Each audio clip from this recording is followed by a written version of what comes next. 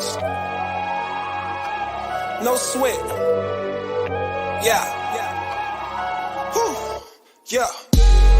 I just be talking that good. Still they gon' say that I'm bad. Yeah. We gon' go clean up the hood. I'm about to give them my last. Soon as they look at the presents, they wanna bring up my past. Yeah. We be exposing them liars. I'm about to put them on blast. I will not, no I will not apologize for it. I will not, no I will not apologize for it. I just be talking that good, still they gon' say that I'm bad. Yeah, we gon' go clean up the hood. Yo.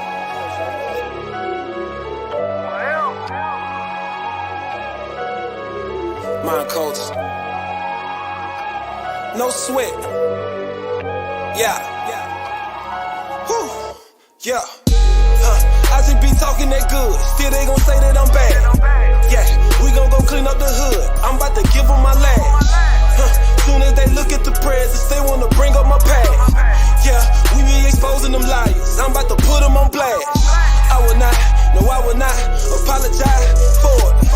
I will not, no I will not apologize for it. I just be talking that good, still they gon' say that I'm bad. Yeah, we gon' go clean up the hood, I'm about to give them my last. Yeah, say what they wanna say, do what they wanna do. Just acting like animals, someone do hold you accountable. Stay on my brew automatic, but this old vessel with manual. I want a life with no static, that's why I stick to the manual.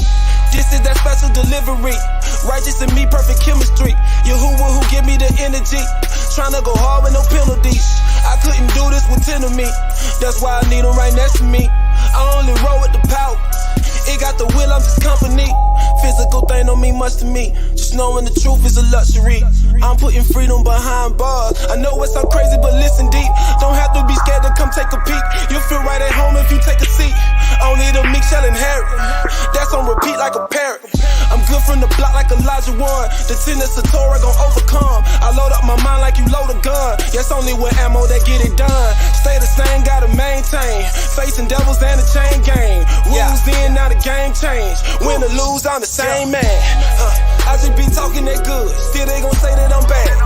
Yeah, we gon' go clean up the hood, I'm about to give them my last.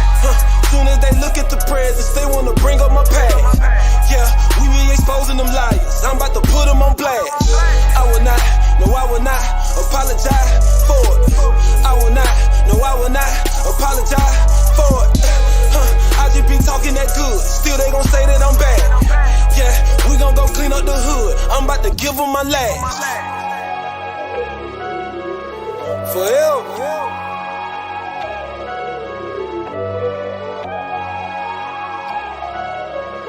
Forever.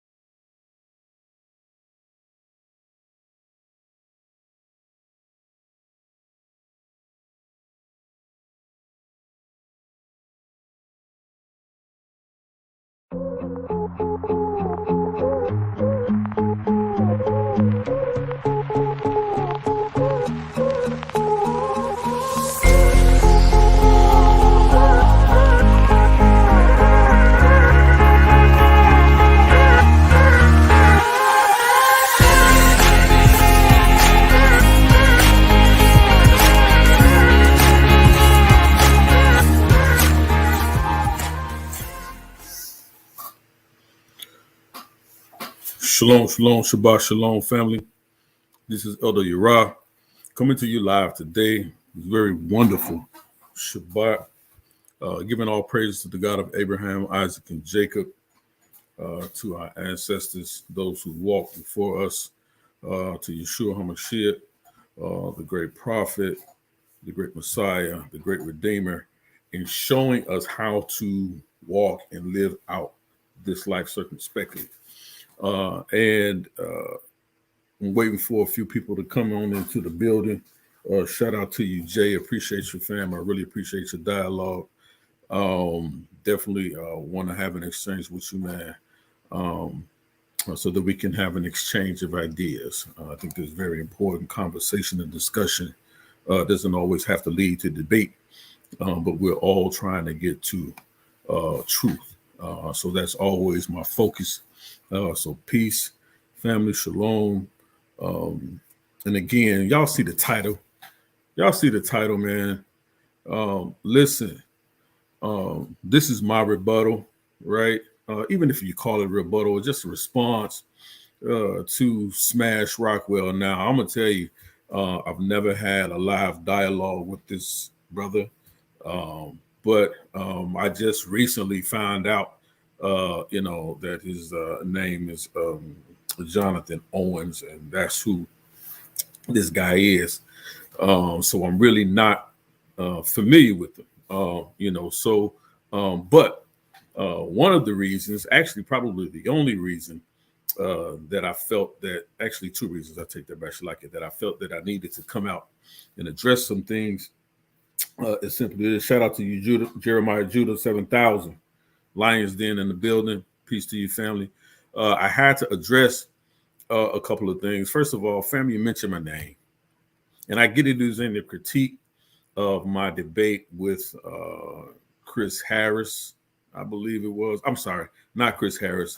My exchange of my discussion with Shaka Mayat on Sinetta TV, and you level some things my way that I'm not offended by it at all. I have tough skin. I don't wear my feelings on my sleeves. That's not who I am. But I wanted to address some things that I think you needed to pay attention to, and you actually need to learn.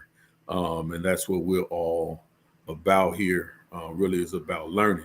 And so really what I want to do, we got 7 people, man. I see this watching, man. Y'all hit that like button, man. Like, share, and subscribe. Let someone else know we're on the air. I'm going to be inviting people on. We're really going to have a discussion today.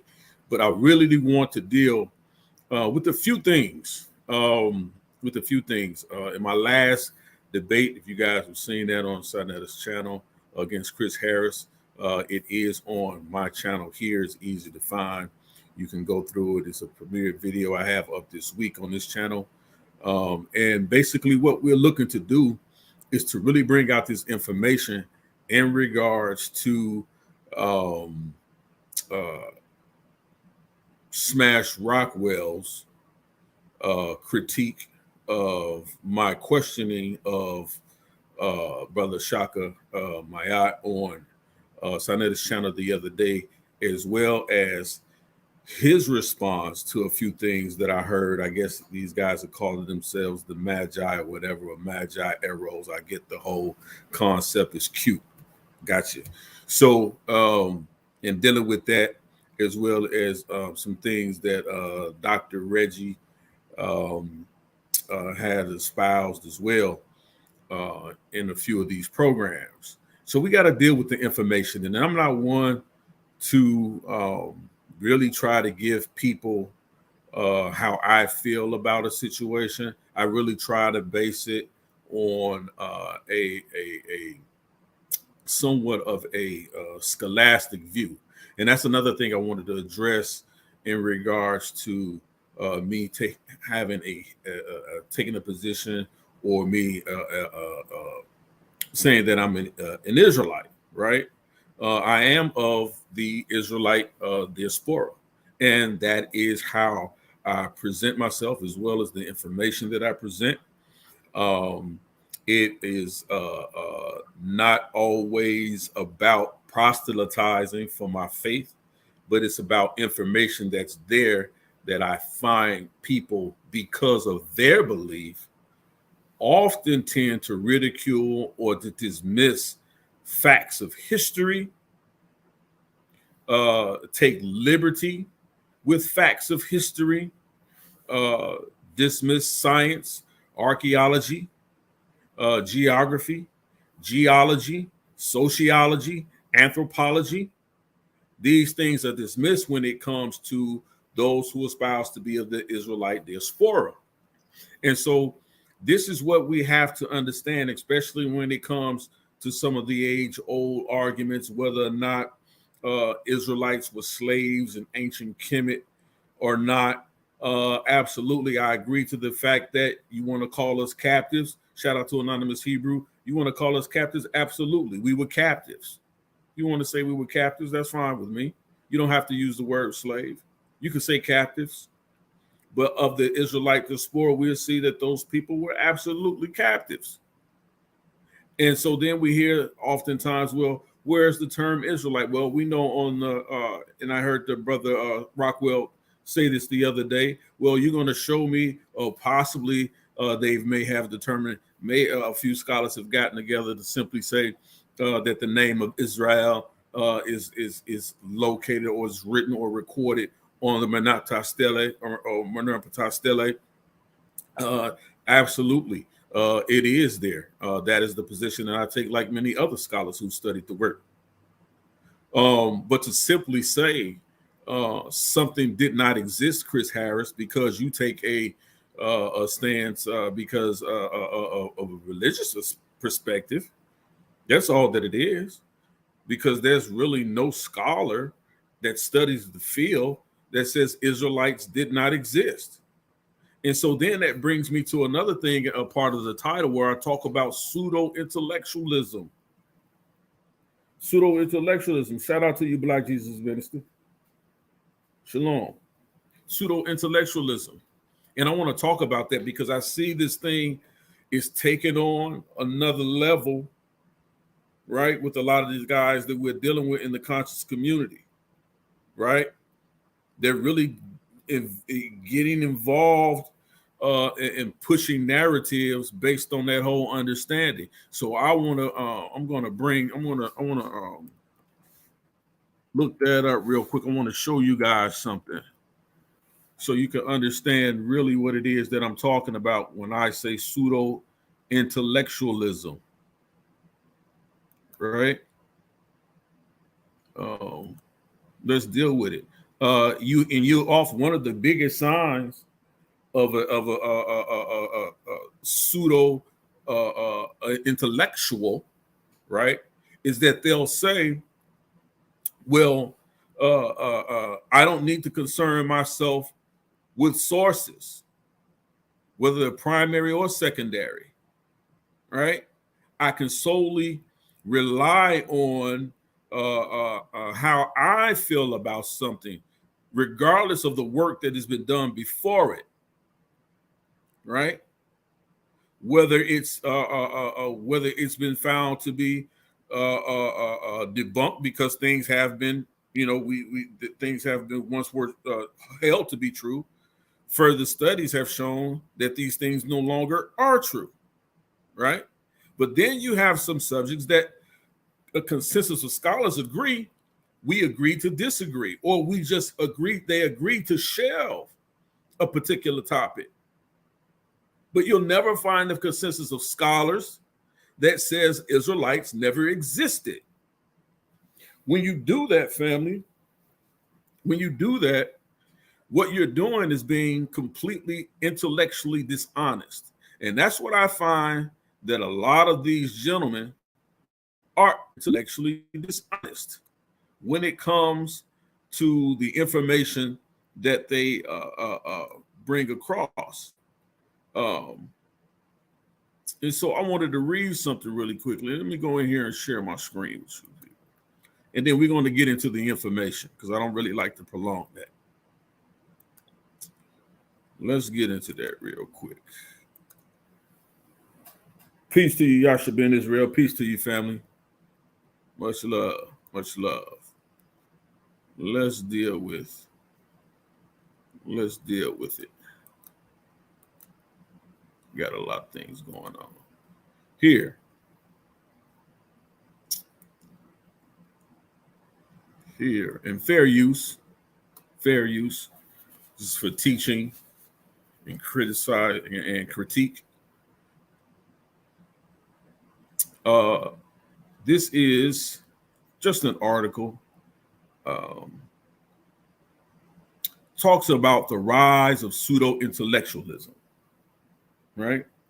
What is pseudo-intellectualism? Pseudo-intellectualism, as defined by dictionary.com, is exhibiting intellectual pretensions that have no basis in sound scholarship. And so when you have someone who simply says, because I don't see the name Israelites here, means they don't exist there. You understand? It doesn't matter what I read here. It doesn't matter any of the observable information or the quantitative data says or the qualitative data says. None of that matters, right? But I can simply say whatever I want to say. You can show me source after source after source that Israelites existed, that Israelites of the diaspora were in the Americas. The only way that they wouldn't have gotten here is by slave ship. You can see that, but pseudo-intellectualism allows you to say it never happened because they never existed.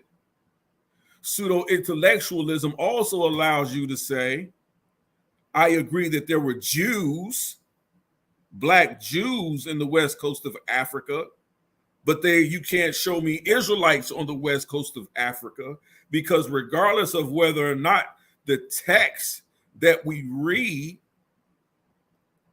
which is the Torah, regardless of where you want to date it, if you want to date the creation of the Torah at 600 BCE, that's perfectly fine with me if you choose to do that. I don't believe that. But if you want to start there, then there's no way you can go into that text and it doesn't tell you that Israelites are Jews, Jews are Israelites, and that they are Hebrews. So in the contextual analysis, for you to say, I see Jews here, but not Israelites, that's a pseudo-intellectual speaking to you, family. If you want to say, listen, I see people being forced into labor in ancient Kemet,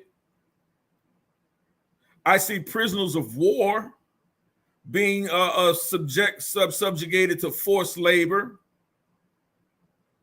but there was no slavery in ancient Kemet. That's a pseudo-intellectual speaking to you, family. And how is a pseudo-intellectual defined? Exhibiting intellectual pretensions that have no basis in sound scholarship. No basis at all. But this is what they want to postulate to us with this particular arguments that they're putting forth. Listen to this. Pretending an interest in intellectual matters for reasons of status. And that's 85% of you guys that I hear in the conscious community. You pretend to have an interest in a topic in ancient Kemet. You go to your Bible the TLA, which is nothing but a dictionary. It's nothing but a dictionary. And because you're looking at ancient texts and symbols, which you have virtually no clue, many of those who study ancient Kemet and the hieroglyphs often tell you that this is what they think it is.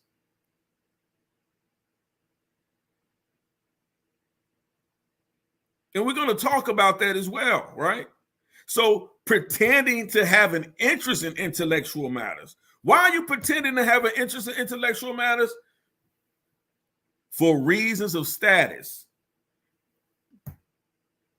We had a brother the other day that came on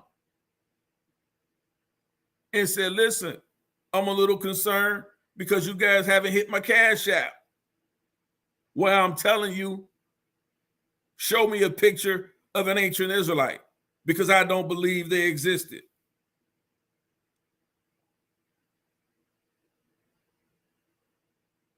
Prove that to me because I don't believe it. But you guys ain't hitting my Cash App. And then we got another brother. Hey, I'm a little jealous because y'all hitting that brother's Cash App, but you ain't hitting mine. You have interest in ancient Kemet only for reasons of status. There's no other time in history of the world we have a limitless amount of knowledge at our fingertips. Traditionally, we've depended on institution and life experience to dictate who had access to knowledge. But as a result of technological advances, like the thesaurus of Egyptica of Egypt lexicon, right? The TAL, right? Technological advances, we've seen a rapid democratization of knowledge in a way which overloads how we identify who and what is an intellectual. So you had and what got me, right? Regardless of what race or color or creed of someone is, if they've studied and have a discipline in a field, right? Whether you agree with them or not, you have guys, they'll go to someone who has years of studies and academic studies in a particular topic, showing true interest other than for means of status, and critique their work on the ground, critique their work, their peer-reviewed articles, critique their dissertations. They'll go against their PhD scholarship for what reason? For what reason? So that they can present themselves pretending to have an interest in intellectual matters. Why? Because it fits their personal agenda. Watch this. Instead of leaning on academic credentials, intellectual pursuits, in other words, taking your tail to school, and or age. Youngsters, I've never seen so many people say, listen, I've learned from Dr. Ben. I heard this from Brother Reggie. I heard this from Chris Harris. I've heard this from other people, but I've learned from Dr. Ben. I've learned from Dr. Smalls. I've learned from Sheikh Anta Diop. I've learned from Francis Cress Welsing. I've learned from this person, and I've learned from these elders. We stand on the shoulders of these elders. But once you put that information, as Black Jesus Minister has done on several occasions, shows you what Dr. John Clark has actually said on certain topics, they'll say, oh, they got it wrong. Shaka Amos, who's been running from me, Shaka Amos, who's been running from me and addressing the fact that there's no such thing as Black Jews in Africa. But then he turns around and says Dr. Ben was one of my elders. Well, Dr. Ben Yehochanan himself says he's an Ethiopian Jew. He just didn't practice it. So how are you saying these people are you standing on their shoulders on the work that they've done? But when it comes to something you disagree with, oh, we could take liberty. We have the liberty to dismiss what they say because they were completely wrong and ignorant. Shalom, Sosa. They were completely wrong. They got that wrong. Why? Because we don't agree with it today. It doesn't fit our paradigm. We can't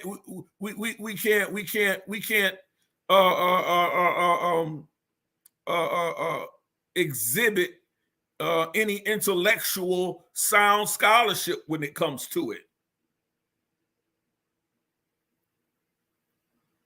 So this is what they continue to do.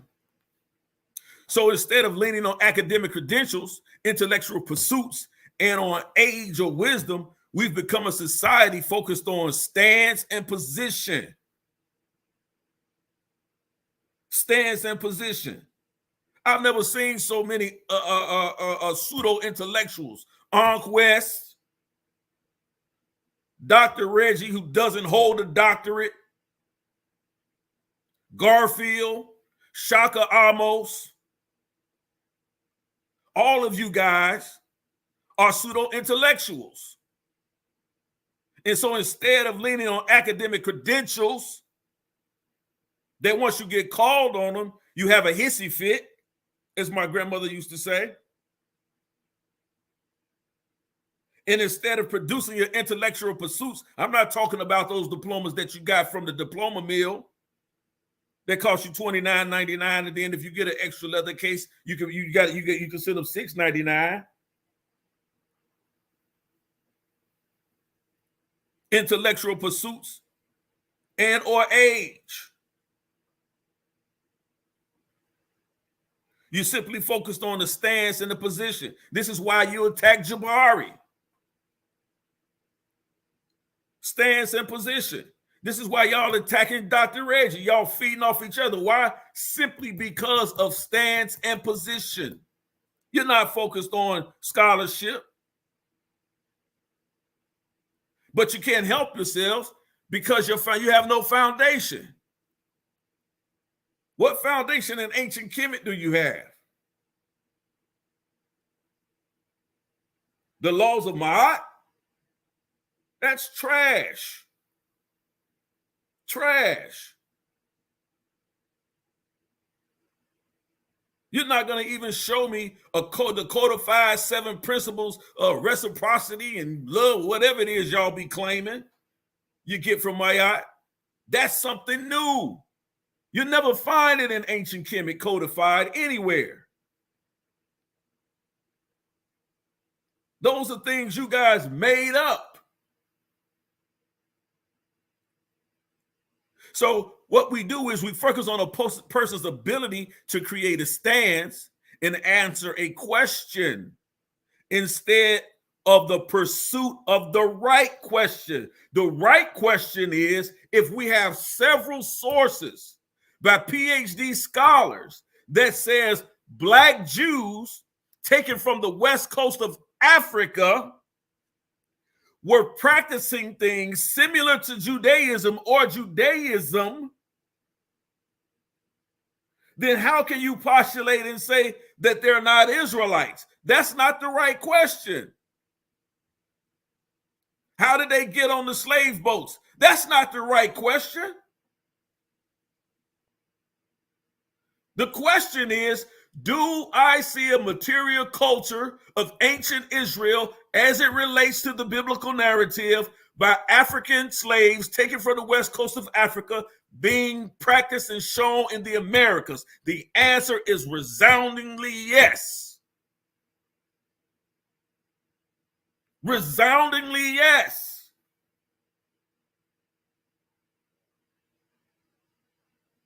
Are you kidding me? Are you looking for slave logs? Most of the transatlantic slave trade ships, we know were done illegally. So a lot of the records of the cargoes on those ships reduced the number of slaves that they actually had on the ships, changed their names, changed the destinations that they came from.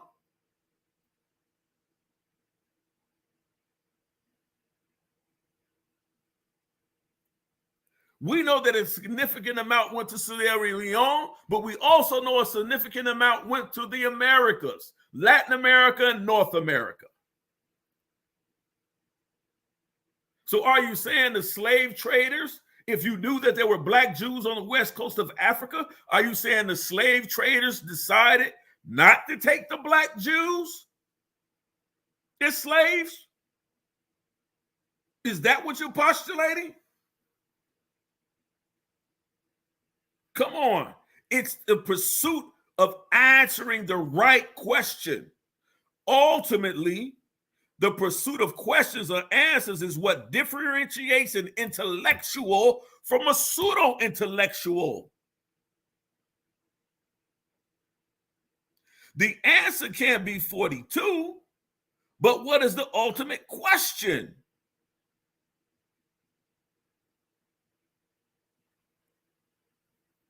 What is 7 times 6? From what we know and understand, in multiplication is 42. What's 41 plus 1? That's deductive reasoning.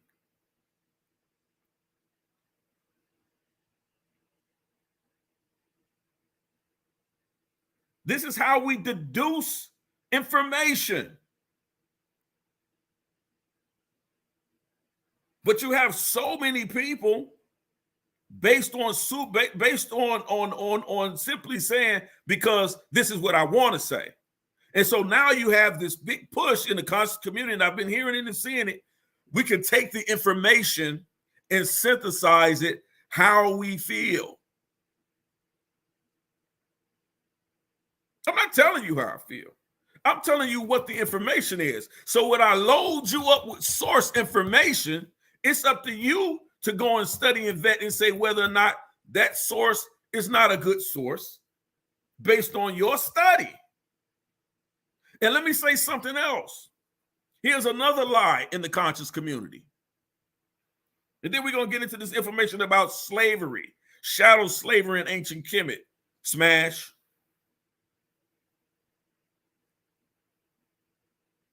If someone comes out with a study, research, present their methodology, test it,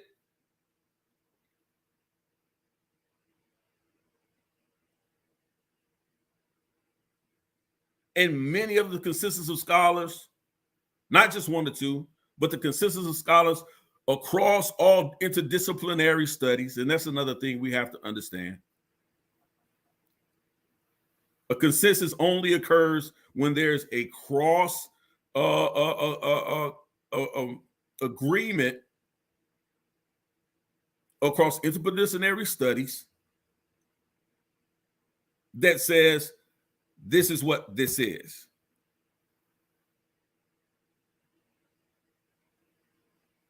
And what happens is that because a source may be 50 years old, 30 years old, 100 years old, even 1,000 years old,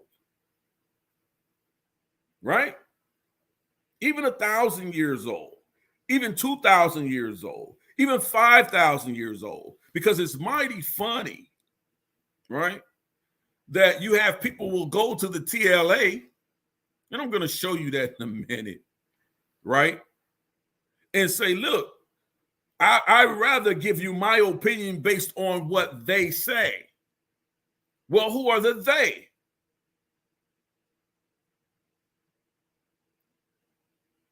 Are not these white European scholars? That TLA wasn't built and constructed. That's not a platform built and constructed by African people. That TLA, that Smash Rockwell, seems to think that's a Bible for him. That wasn't constructed by African American people.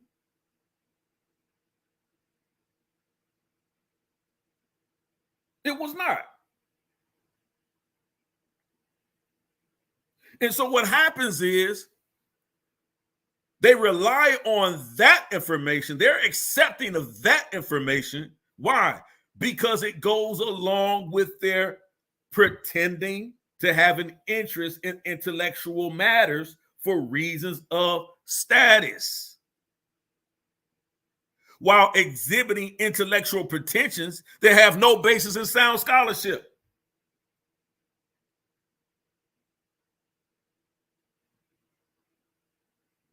So he'll use that as proof. He'll use it. Well, let's go to the attestations. Let's go to the attestations. So then he goes to the TLA and then he reads something and says, see, this says this, but it could mean this, but I can pick and choose whatever I want without giving context. You still have to give context. You can't just simply look at the hieroglyphs in the TLA and see where it says slaves and you see the determinative there, or you see the symbol there of the slave with the yoke around his neck and just simply say, now that has nothing to do with chattel slavery. That's not chattel slavery. That's just a prisoner of war.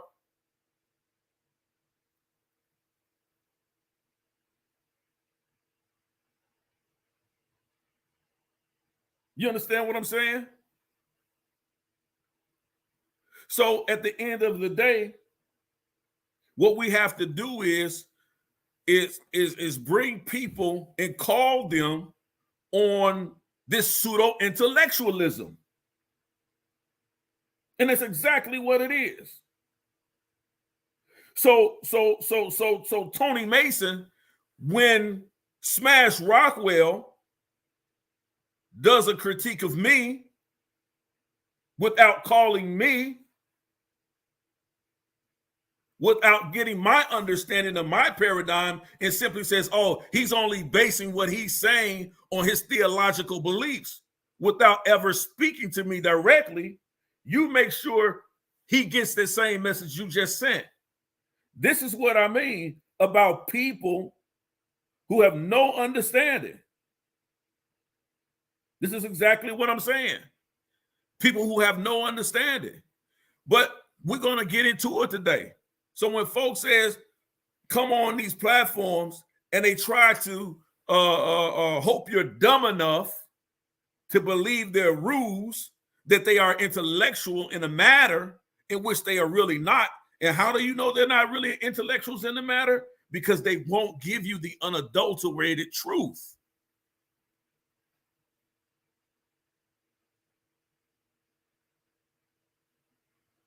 They've already done it. So this is what I'm saying. These people have to be called to the mat. So really, let's get into it. Let's get into it. We're gonna get into some things here.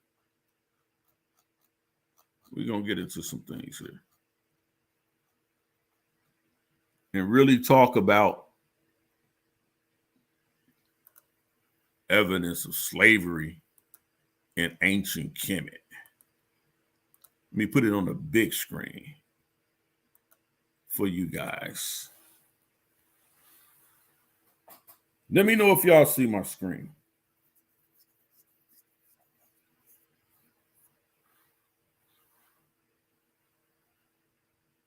Tony, make sure you'll have your chance to hit the link too. So, as we see, Mayat, the magical kingdom, slaves and Kemet. And the reason why I call it a magical kingdom, because these guys often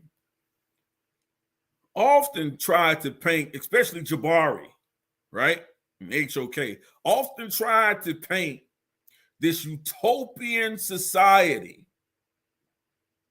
that resonated throughout ancient Kemet before the Ptolemaic period, right? You have to say before the Ptolemaic period, because everybody knows that's when the Greeks come in, right? And then they say, okay, well, these white Greeks came in and they took over Kemet. So anything in the Ptolemaic period, we can completely dismiss. That's also a lie and a false deduction, because we don't see these Greeks straying away from very many of the Kemetic practices. If they did anything, they infused them or synchronized them. They synchronized them. So these things have been shown and proven that there were slaves in ancient Kemet. And they tried to acquiesce after a few rounds of getting smacked upside the head over the past couple of days. Yeah, they were slaves, but they were just prisoners of war. Yeah, they were slaves, but yeah, they only it was only through a system of corvée, which we'll get into. Right? And then they hope you guys are not smart enough or intelligent enough to go look into the information themselves. So what you allow them to do, listening audience, is them show you something, right? And give you their own and pseudo-intellectual opinion. They'll dismiss everyone else that comes before it. Why? Because it will go against their stance and their position. So let's get into it. The magical kingdom, right? Slaves in Kemet. And this is what I see.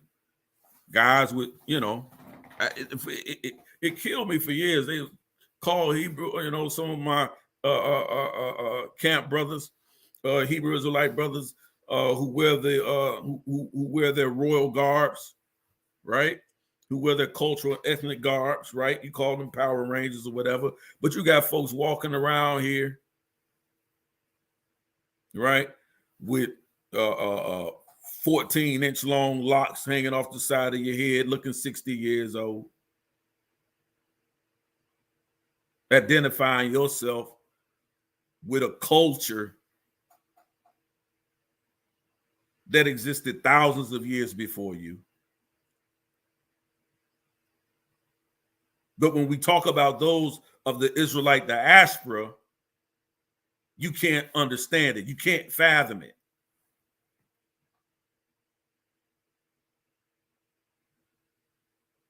You understand what I'm saying? So this is what I'm talking about. From Shaka Amos to Jabari to the Magi Arrows, whatever you calling yourself, Moon Knight, whatever Marvel comic you want to be today.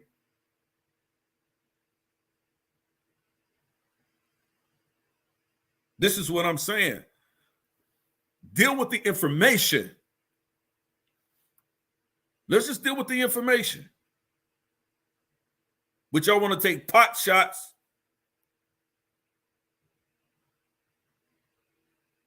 because you really don't have the information. But let's get into it. Chattel slavery in ancient Kemet. The fluidity of a slave's occupation does not translate to freedom. It is difficult to use the word free as a term to describe slaves' political or social independence due to the lack of sources and material from the ancient time period. They want to talk. We see that the word free, some slaves are in some of the ancient Kemetic texts said this is a free person. Why would they have to be denoted or described as a free person if there wasn't something in opposition to it? But I've heard Jabari even himself say, oh, there were no prisons. There were no prisons. They didn't have a prison system in ancient Kemet. That's ridiculous. How do you have a whole entire army and bringing in a bunch of foreign slaves by the thousands, but you have no one to police them? You have no one to squash or put down any of the suspected uprising in your local community. So if you didn't have a local police force, then what did you have? You had a controlled military state. So in other words, if you're living in a controlled military state, you're under oppression, just as you are in China, just as you are in North Korea. So either it was an oppressed military country, or they had a local police force. And if you have a local police force, what was the laws that were being broken? If laws were being broken, how were they dealt with? Did they just give them a lotus flower to smoke on?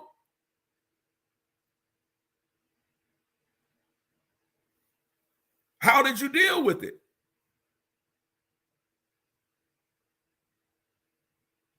Did prisoners get to just, did those who broke the law, murderers, thieves?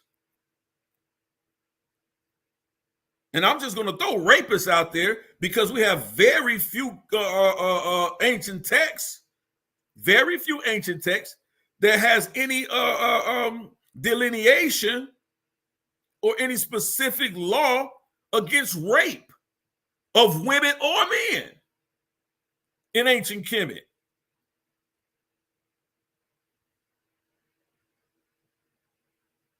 So if you have to describe someone as free, a free slave, a free person, if you have to describe someone as free, then there has to be an opposite.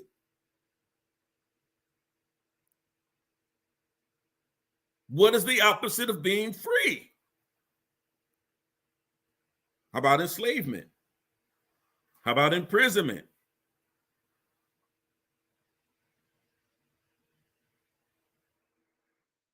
Let's deal with the sources, family. Documented evidence exists as early as the reign of Sennacherib in the 26th century BC. War campaigns in the territory of Nubia, in which war captives would be labeled, right? Y'all help me with this. SKRWNH and Libyans, right? All of whom would be used to perform labor, regardless of their will otherwise, or if warranted, would be conscripted into the military. Now, let me pause there for a second.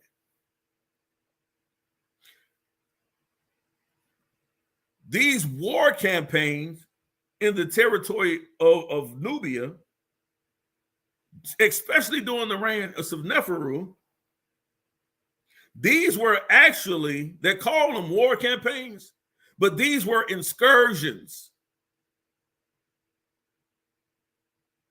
by the people of ancient Kemet. These were excursions, them going into those lands unprovoked. They were unprovoked going into the territory of Nubia and starting wars. This is what they called the war captives. They were going out into Nubia and starting wars. So they created a war in order to capture Nubians and Libyans to do what? Perform labor against their will.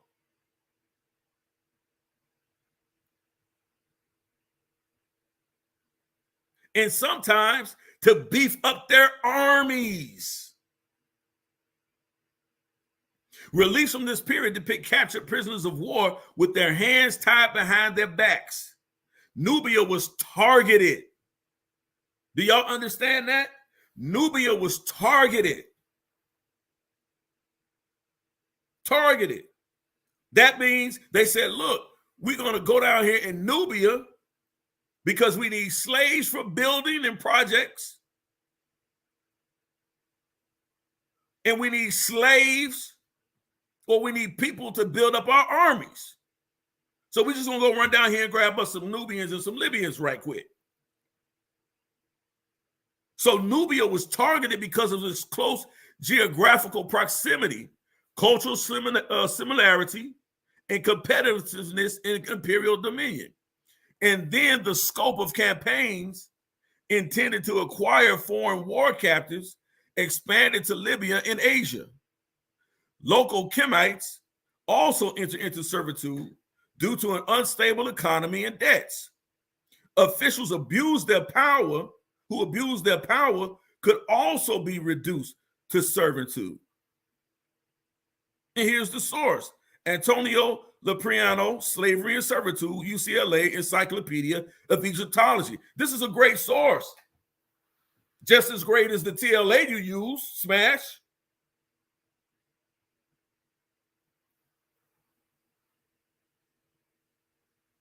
This is what we got to do. Call them to the carpet on their crap. Let's go even further. Slavery in Egypt during the CHATTEL and Persian periods, right?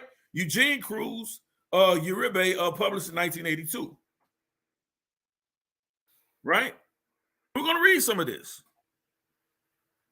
Here it is from the Oriental Institute, the University of Chicago. People like to have their issues, about sources coming out of the Oriental Institute and the University of Chicago, but it is one of the most famed and fabled, prestigious research institutions and study institutions and halls of academia in world history.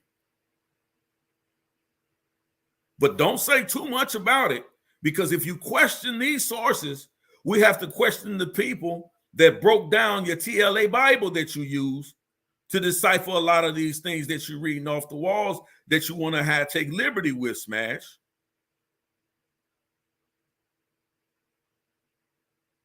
This is an article written by an African brother.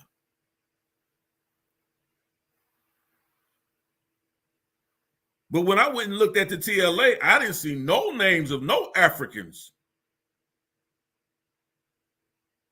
It might be some sprinkled in there, but a majority of them look like Germans to me.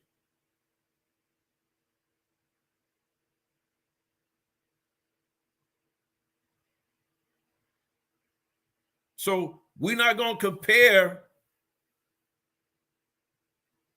how we should look at their translations versus the translations or the sources that I'm presenting here.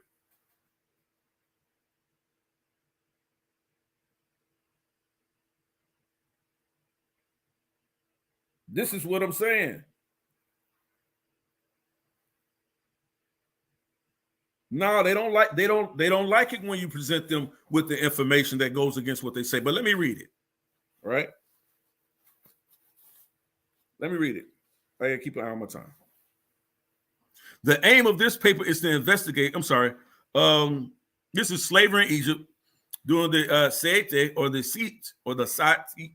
the Sati in Persian periods by Eugene Cruz, Yarah, Oriental Institute, the University of Chicago.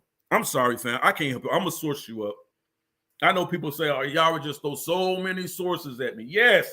So you can go back, look at the information, the sources that I presented, and look at the information and see if what I'm saying goes against what the source information says, and then you make your determination. I'm not ever postulating that every source someone finds or presents is the truth. Things come up all the time. We know things were written with certain agendas, but this is why I give you more than one source on a particular topic, so that you can do what? As he says here, the aim of this paper is to investigate.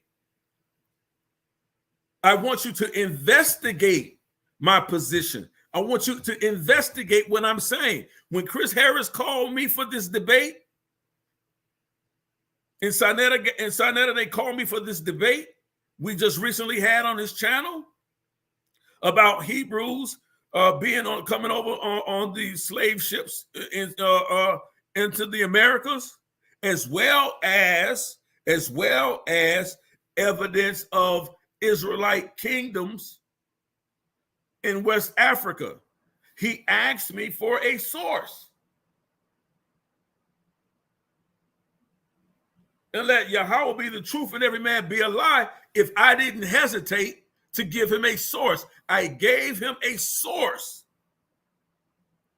He said, what tribes are you going to be talking? What tribes are you going to be dealing with that you say were Israelites on the west coast of Africa? I said, they have an oral tradition that goes well back beyond any incursion of the Portuguese. And the source that I gave him was the Emo Yo Quang tribe. EMOYOQUAIM. I gave him a source immediately. He didn't have to pull teeth, try to figure out to understand where I'm going. So then he goes back on his own show and says, oh, there was ambush scholarship. He gave me so many sources. You asked me for a source, and I did not hesitate to give you a source. Now, if you didn't take that source and investigate it, which is what I know you actually did, Chris, because you stayed away from them. You stayed away from them. This is what I mean.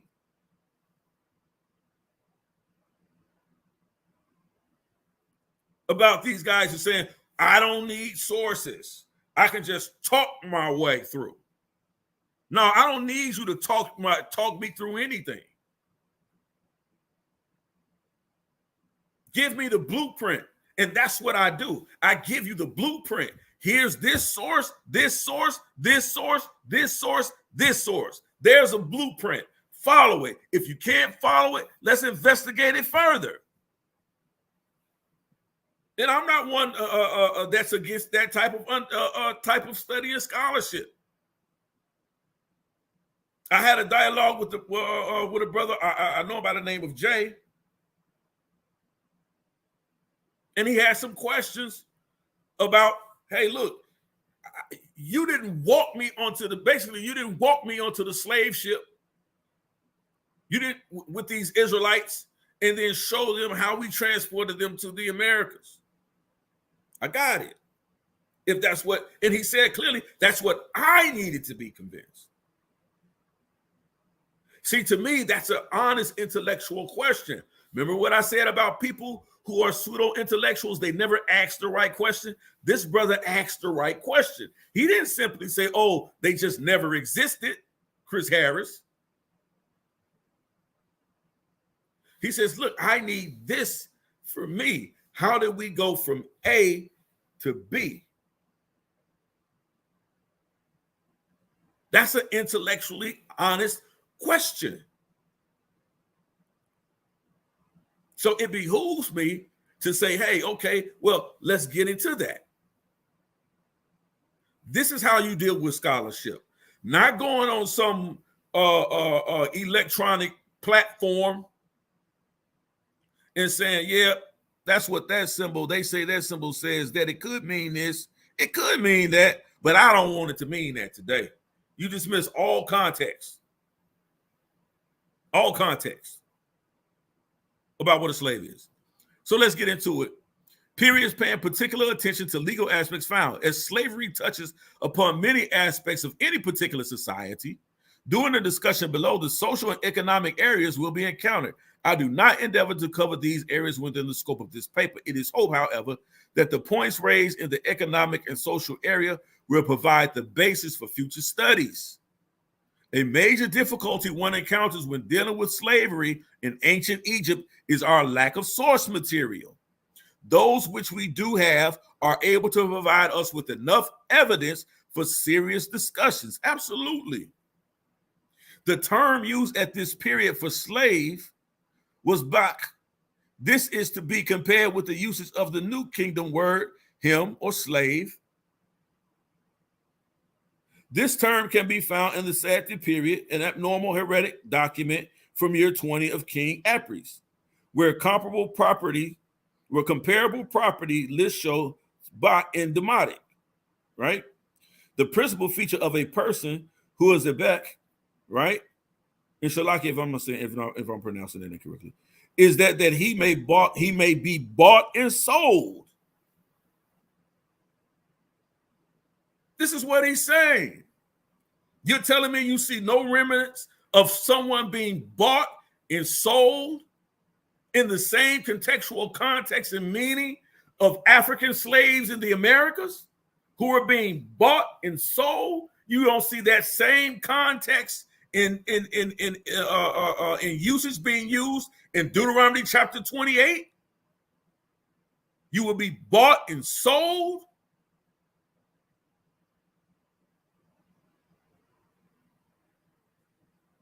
That's slavery. That's an institution of slavery. Smash Rockwell, who you say that there is no evidence of institutionalized slavery or shadow slavery. Let me preface it that way.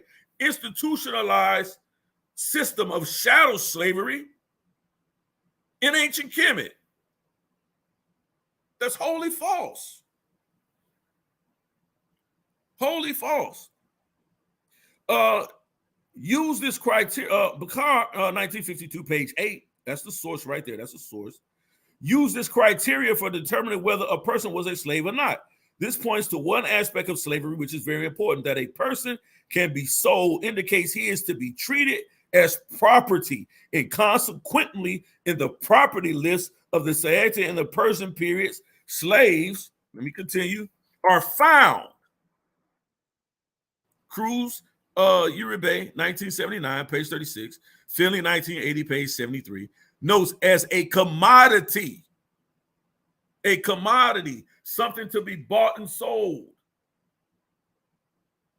for a means of exchange for something of value or service. A commodity. The slave is property. The fact that a slave is a human being has no relevance to the question whether or not he is also property. It merely reveals that he is a peculiar kind of property. What peculiar kind of property? What peculiar kind of property is that? Human property.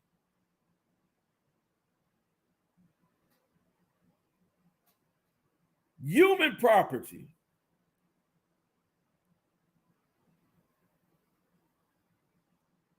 Use 1952, page 47, uses both servant and slave in his translations of Beck. That Beck is undoubtedly referring to slaves rather than servants is evident from the manner in which they are treated in the documents. It is important to note the servants are not property. And this is what they kept saying. Oh no, it's just talking about the servants.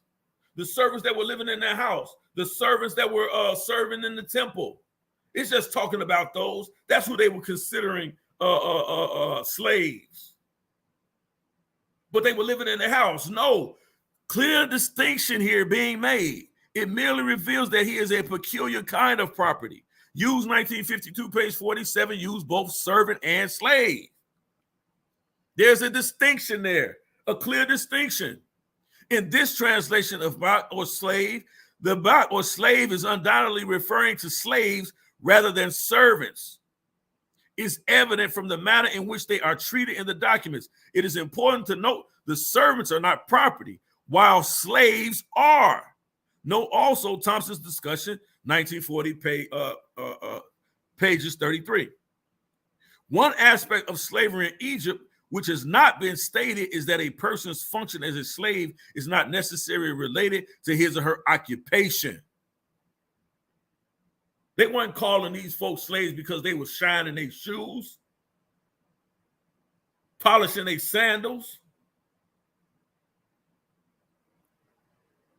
That's not why they were simply calling them slaves, because they were doing menial tasks around those small structures. That's not why they weren't referring to those servants and slaves. There was a distinction clearly made between servants and slaves. Stop lying to the people. One aspect of slavery in Egypt, which has not been stated, is that a person's function as a slave is not necessarily related to his or her occupation. In P. Rylance, to be discussed below, the slave has the occupation of a farmer. In Papyrus, that's Papyrus Rylance right there, 5. And also in the Papyrus or the Berlin Papyrus, 13571/1, Pentamin, right? Or Pentamin is the name of Ptamin, right? Is both a slave of Pharaoh and a stonemason. So he has a slave and he has an occupation. You had many slave women in the Americas. They were still slaves, but they had occupations. They was doulas, but they were still slaves. You had slaves working in the big house, or what we like to call, or Malcolm X referred to as house Negroes. They were still slaves, Malcolm. But because they were giving other occupations, you look at them as not slaves. They were still slaves.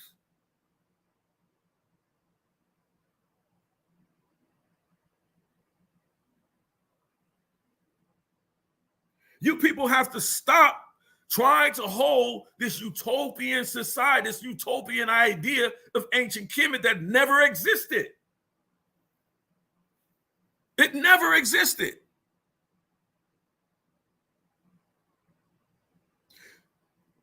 That source is Erickson, 1950, page 11.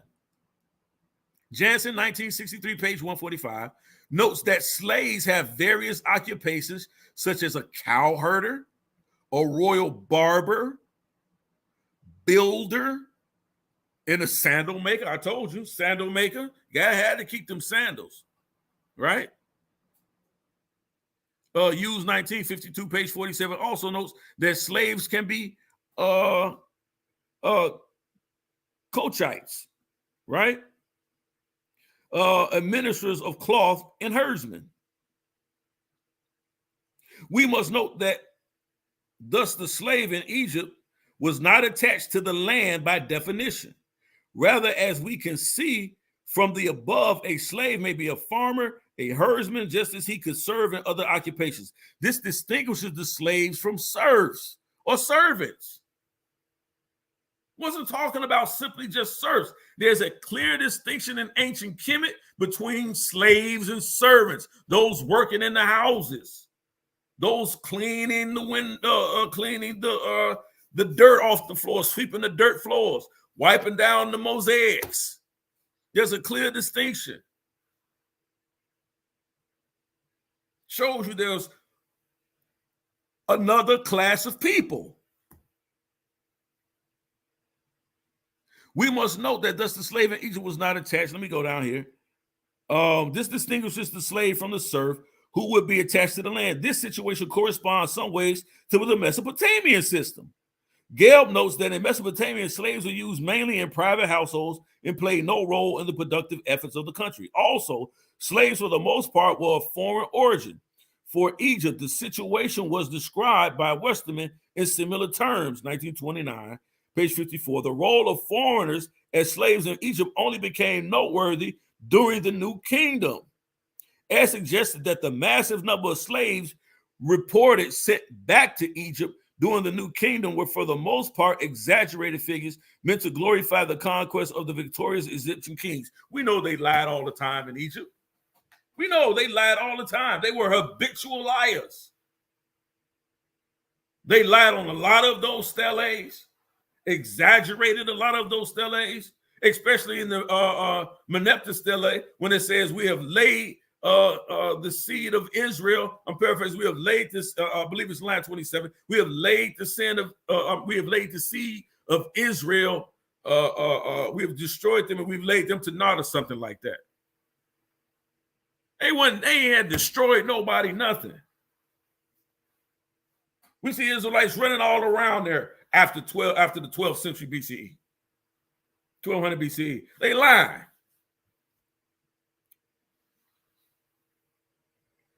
This is what I mean. This is ridiculous. Let's continue. I got too much of this. Too much of it. Slaves from all periods in Egypt. In contrast to Mesopotamian slaves in Egypt are found in occupations outside of the private households and are able to be part of the productive effort of the country. As a slave can hold a variety of occupations, one may suggest that an individual's status as a slave is not an economic distinction, while the slave as property has an economic value. His means of production do not depend on his being a slave. This is clear since individuals who are not slaves are found in the same occupations mentioned above. Evaluating the documents of the CHATTEL in the Persian periods will provide a clearer understanding of this. Another word which we shall encounter in the documents discussed below is this word here, for orphan. The basic definition of the terms derives the word for orphan, one without parents. Define orphan as, let me go down here, Berger del Geringe de Armana that German name here. I won't rest of the time of trying to pronounce all the names. But here, the Berlin Dictionary did not take into account Spielberg's 1913 source connection of orphan with the Coptic ream or grammar for freemen, right? Let's go here. New Kingdom. I don't even get to that. I don't even want to get into that. Let me keep going down.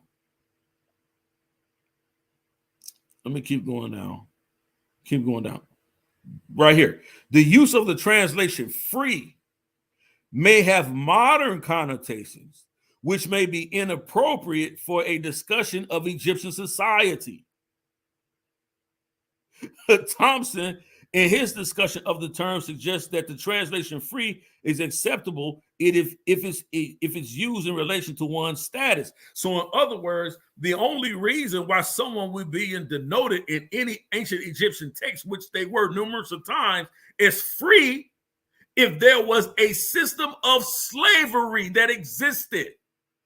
Not servant, as we saw earlier. We saw a clear distinction made between servant and slave. But this is why I opened up with the understanding if someone is said to have been free or be denoted as free, the only reason why that has to be there is if there was something opposite, something that had to be in contrast to it. And clearly here he says the only reason the use of the translation free may have modern connotations, which may be inappropriate for a discussion of Egyptian society. Thompson, in his discussion of the term, suggests that the translation free is acceptable if it is used in relation to one's status. Come on, people. Why are we doing that? Why are we doing that? Let's get down here and make it a little bit more funky, right? Let's deal with it. And I saw you guys go into this a little bit, but not a lot. But watch this. We're talking about the Brooklyn Papyrus here, right? When complete, the papyrus to which this fragment belonged to, and here it is here, measured almost 7 feet long. The texts are written in a cursive form of hieroglyphs called hieratic. Differences in handwriting and the historical events described demonstrate that different scribes added new inscriptions over several generations. The most important text recounts the efforts of a 13th dynasty Theban noblewoman named Seneptisi to establish legal ownership of 95 household servants. Now remember, I did say there's a difference between servants and slaves. Watch this. Whose names indicate that 45 were what? of Asiatic origin. Who was these Asiatics? Who was these Asiatics in the 13th dynastic period working in the house of these noble women? Huh? What does the scripture tells us in the book of Exodus, people? That Moses, upon the exodus of the Israelites, or the mixed multitude coming out of Egypt, did what? Sent the Israelites back to the homes of the noble men and women and says, look, pay us. And they did what? Gave them their gold, gave them clothes. He said what? Asked them for clothes, linen, any victuals of value that we can use. Ask them for what they owe you.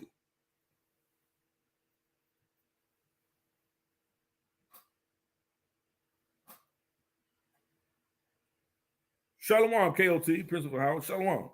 Peace and blessings, family. If you haven't liked, share, and subscribe,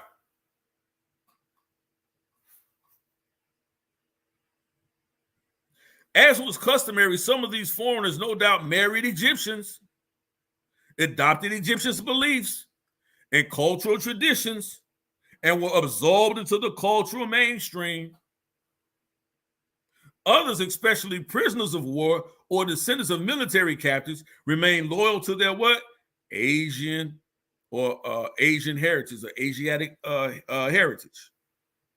Some of these foreigners facilitated the collapse of the Middle Kingdom and the latter conquest of Egypt by the Asiatic Hyksos in the Second Intermediate Period.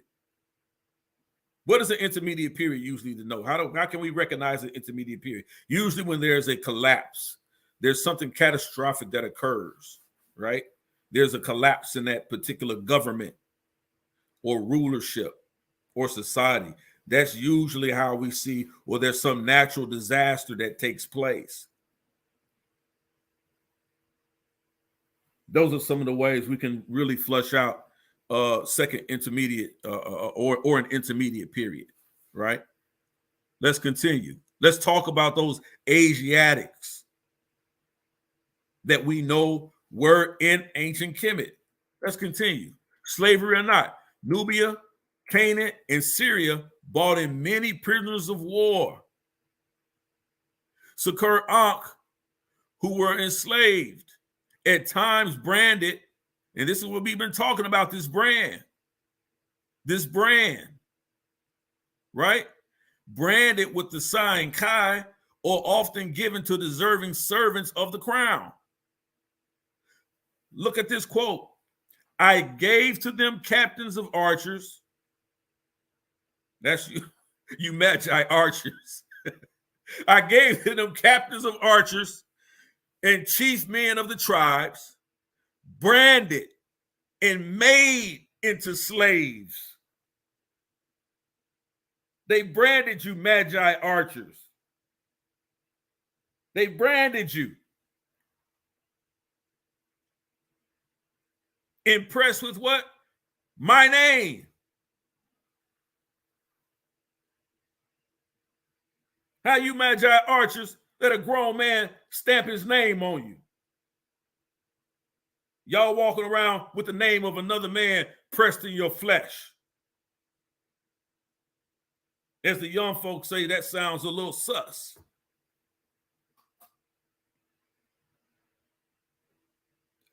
Again, I gave to them captains of archers and chief men of the tribes, branded and made into slaves, impressed with my name. Their wives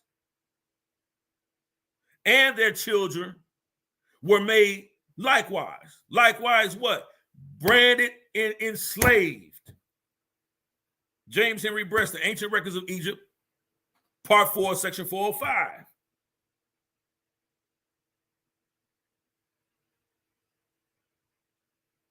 We don't have to continue to do this. I hope you guys don't come back with this foolishness no more.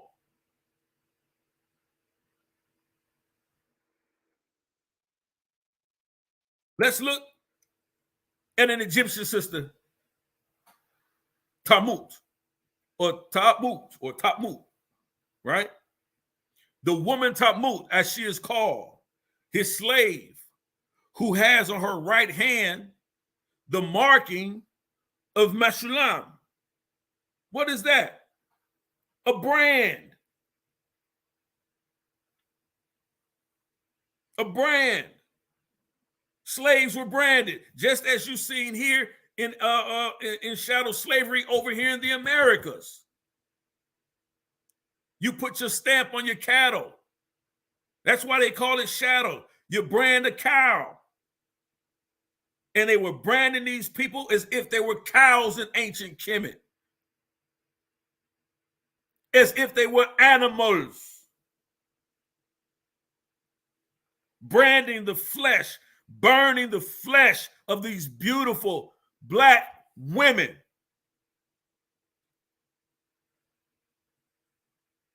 Pressing their names on them, stamping them with ownership. And you have the nerve and the audacity to say that you're a scholar, that there were no slaves or chattel slavery, no institution of slavery accepted or actually in Kemet or sanctioned by ancient Kemet. This is mere madness. This is what I'm talking about, going back to pseudo-intellectualism. You really have no interest in the culture in which you're promoting. You really have no interest in it. You're only doing it for stance and status. Hit my cash app. I'm a poor. You guys didn't hit my cash app. All the way from across the pond. No one hit my cash app. I'm giving you all of my pseudo-intellectualism and my pseudo-intellectual information, telling you what I think and what I believe. You should give me something for it. All I'm reading is sources. You can take my sources and do with them as you will.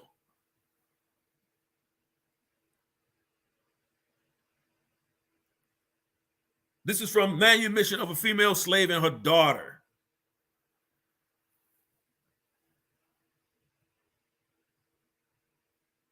The New Kingdom physician, Neb Amin, or Neb Amun. Right? He was a physician in the New Kingdom. In the grave of the New Kingdom physician, Neba Amin or Neb Amin, there is a depiction of a scene showing a Syrian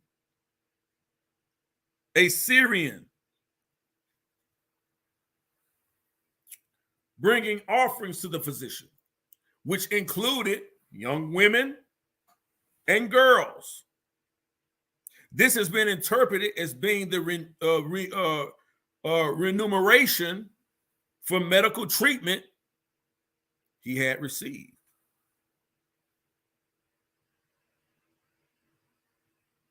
So in other words, they were payment. Payment.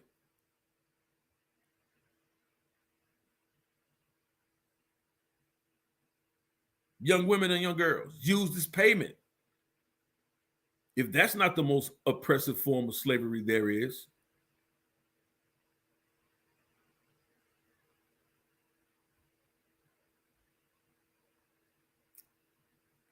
more than likely they were sex slaves. But that's not a source that I read across, so that's just me adding to that.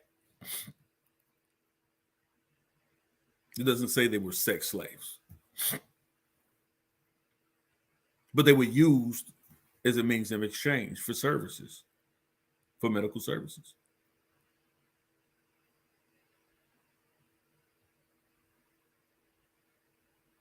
Let's continue. And this is a good one, family. Slap yourself with this one. The price of a slave. The price of a slave. Prices were affordable to the better off householder or the noble woman, as we read about earlier. Iri no fret or no fret, right? And y'all forgive me if I'm not saying these things absolutely correct, right? It's the source information. Don't get petty with me. Jabari likes to do that. If you can't respect even how to pronounce our words correct, man, listen, bro. Argue with the source, clown. Irinoferet paid the equivalent of 4 dibin and 1 kit of silver, or i.e. 41 kit, about 375 grams for a Syrian girl. The price of a slave. The woman Irinoferet says this: as for me, I am the wife of the district overseer Samut, and I came to live in his house, and I worked and wove. They think that possibly why you see that word wove there with the question mark, because they couldn't really read the text, the Egyptian text. So they believe that it says this, so they're not sure. So they put it in brackets with the question mark there, right? He says, and I worked, she says, I worked and presumably wove and took care of my own clothes. Usually sometimes when you see these things in these texts, that means it may have been a hole there, or it's smudged out, or it's unreadable. So this word is added so that it can make sense to the English reader, or make sense to the reader, right? Of my own clothes, in the year 15, 7 years after I had entered the house of the district overseer Samut, the merchant Ray approached me. I'm sorry, let me go back. Approached me with the Syrian slave, Jimni Hari Menatet, while she was what? Still a girl. In other words, this was a child. So in other words, what we're reading about is the slave purchase of a young girl, a young child. That's not reminiscent. You see no whiffs of, no flashes of chattel slavery or an institution of slavery. Here we got the money. Follow the bag, Smash. It'll lead you to the institution of slavery. Someone was making money off selling young girls.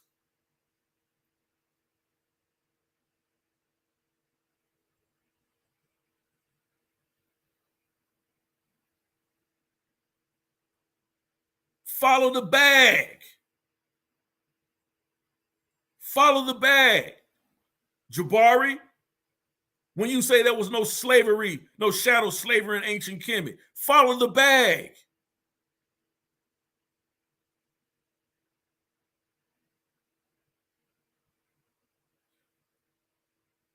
Follow the bag, Shaka. Almost got it right. My grandfather used to say, almost don't count.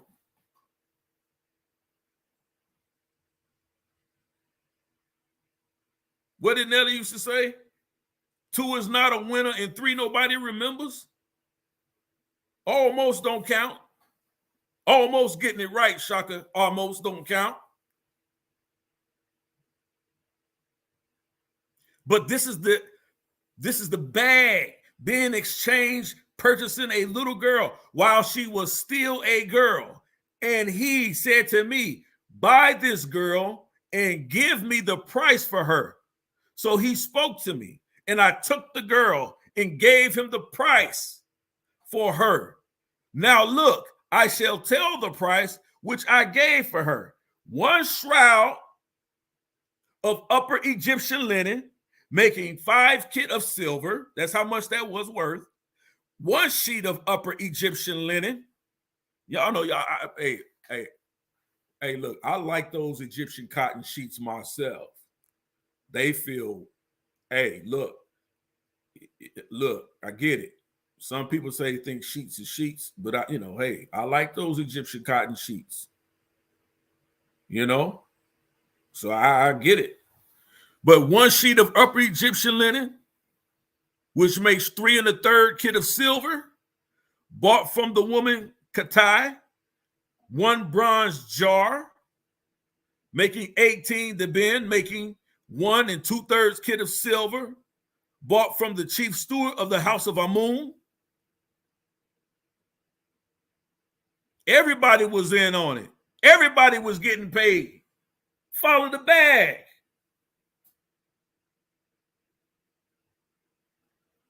Follow the bag.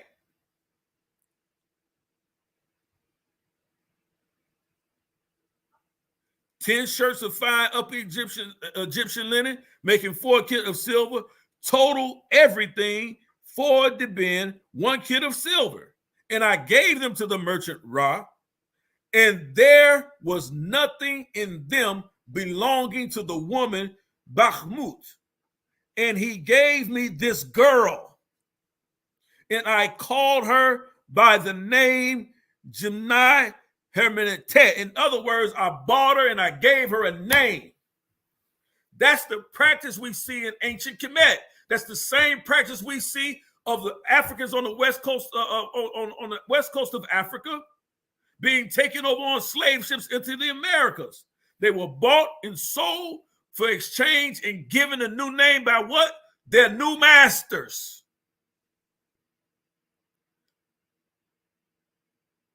This is the same practice of chattel slavery we see in ancient Kemet. Stop playing with us with this information.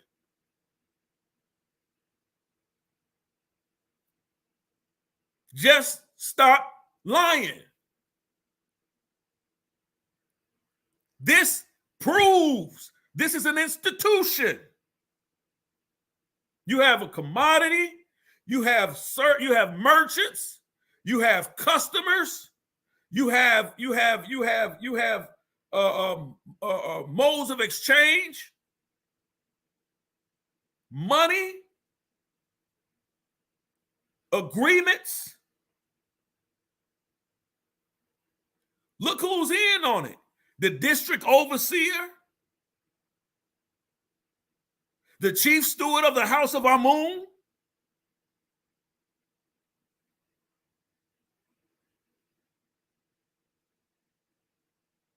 the woman KM'T,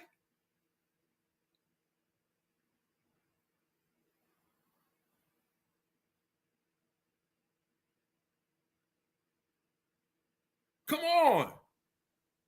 Everybody's making money off slavery in ancient Kemet. This is chattel slavery in its entirety. In its entirety. This is exactly what we see happening in the Americas in the antebellum South.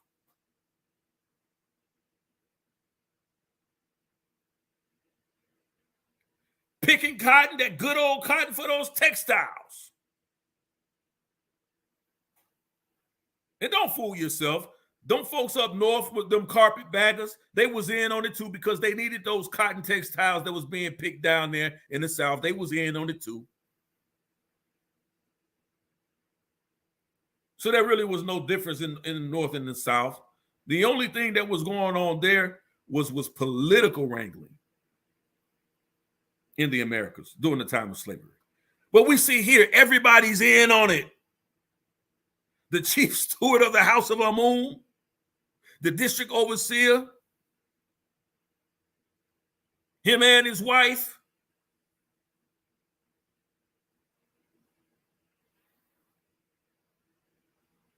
And look, I almost missed this.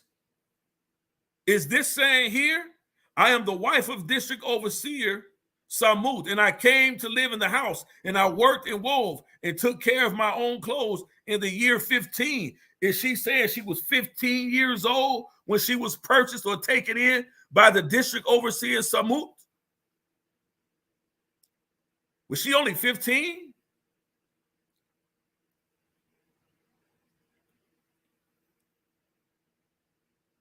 Hold on.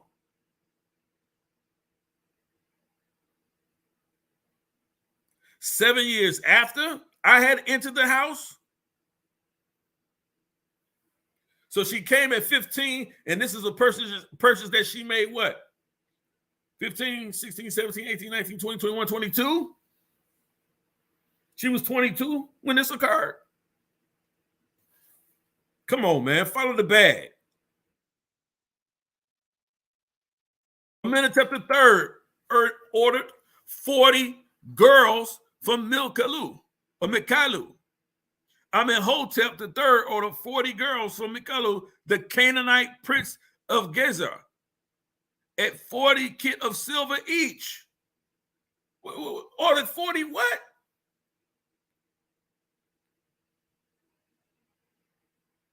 I'm gonna say it, sex slaves. And watch this. Behold, I have sent you Henya. Uh-oh. That's a Semitic name. Henya, the commissioner of the archers. With merchandise in order to have beautiful concubines. Sex slaves, weavers, silver, maids or concubines, gold, garments, turquoise, and all sorts of precious stone, chairs of ebony, as well as all the good things worth 160 dinar in total, 40 concubines. The price of every concubine is 40 of silver. Therefore, send very beautiful concubines without blemish. Send me the baddies, boy. I want 40 of them. 40 of them. This is a letter for Amenhotep III to Malikiyu. Male slaves were at times significantly cheaper than these accomplished females. Probably depending on their abilities and the uses they were going to be put to. Their price could be as low as 20 kit of silver. Follow the bag. Prices during the 21st dynasty were not the same as those during the New Kingdom. Caution is therefore required when making comparisons. The Stela of Shishonk lists the following. Inflation. Slaves costing too much, man. The price of slaves is going up. There were bought the people of the great chief of Mu or Mai, who came with a statue, a Syrian servant named Amun, a Syrian named Ekta. The price of the first was 14 dinar of silver. His Majesty gave for the second 20 dinar of silver, total 35 dinar of silver. The tail thereof, by John H. Breasted, Ancient Records of Egypt, Part 4, Section 680. A case of dodgy mathematics occurring quite frequently in many lists drawn up by Egyptian scribes. A second batch mentioned was cheaper. They were selling the males off like used cars. Now let's get into this. The population of slaves.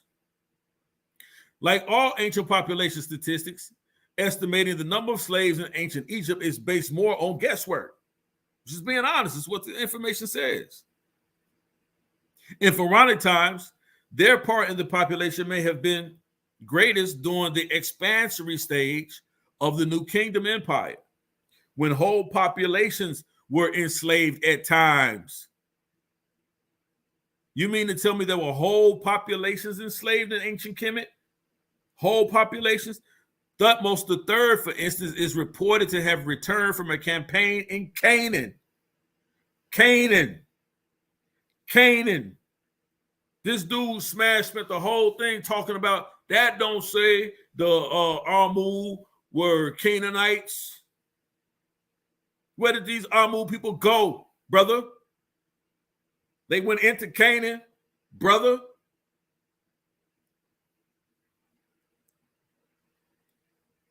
Look, he returned from a campaign. Thutmose III returned from a campaign in Canaan with almost 90,000 prisoners. You ain't, well, you not, what do you need 90,000 prisoners for? So they won't come back and beat you up? No, you needed slave labor. And this was the practice of the ancient Egyptian dynasties. They were going into these areas, instigating fights in these incursions for the sole purpose of taking slaves, prisoners, to beef up their armies and for building projects. Given the small size of armies, generally thousands rather than 10,000s of soldiers, most of them prisoners must have been what? Civilians. The Egyptians may have preferred to make slaves of the able-bodied soldiers of defeated enemy armies than of the inhabitants of captured cities, the majority of whom were children and women. During antiquity, there was a preponderance of male slaves who were often more valued than the females for the hard labor they could perform. But the most cherished and expensive were generally those who had special or rare skills. They would go down into these places and capture the artisans, the goldsmiths, the silversmiths, the masons, the masonry people, and bring them back and make them as slaves, capture the best warriors and enslave them, make them a part of their army to fight for them. Come on, man. Don't tell us this was no shadow slavery in ancient Kemet. This is ridiculous. The slaves filled a wide range of positions from lowly laborers to government administrators on temple estates. They performed many non-clerical tasks. Listen to this by Ramses III. I appointed slaves as watchmen in thy harbor in order to watch the harbor for the Heliopotian Canal in thy splendid place. I made doorkeepers of the slaves, manned with people in order to watch and protect thy court. I made slaves as watchmen of the canal administration and the watchmen of the pure barley for thee likewise. Donation of Ramses III to the temple of Ra at Heliopolis. Runaway slaves. Slaves being property. If they tried to escape, they were Nubian slaves being punished, pursued, and recaptured if possible. The reason for attempted escapes was often harsh treatment. These people wanted slaves as if they were just servants vacationing, like they had to get up and go to Amazon the next morning. And there's nothing wrong with Amazon.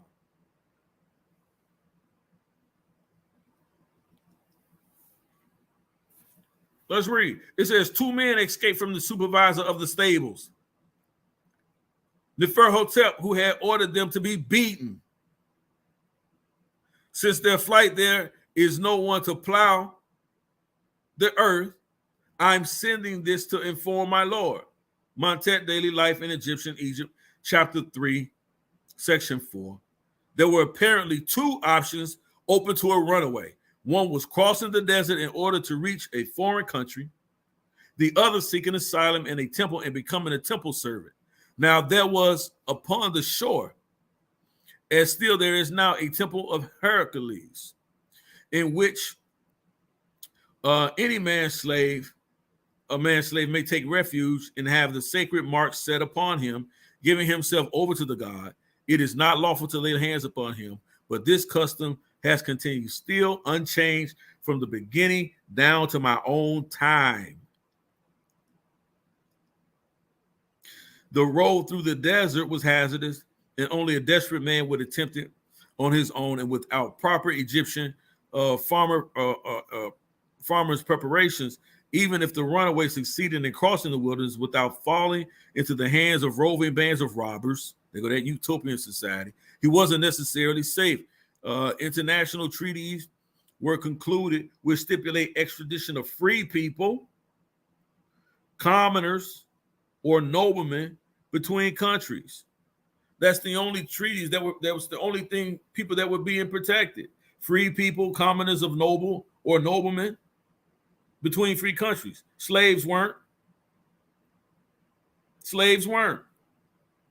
if a man or two men who are unknown flee, and if they escape from the country of Egypt, and if they do not want to serve him, then Hattusili, who's an Asian, right?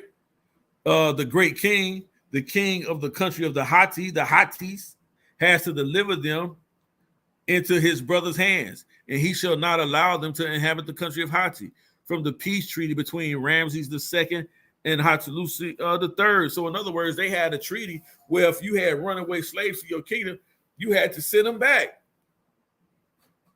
You had to send them back. Why?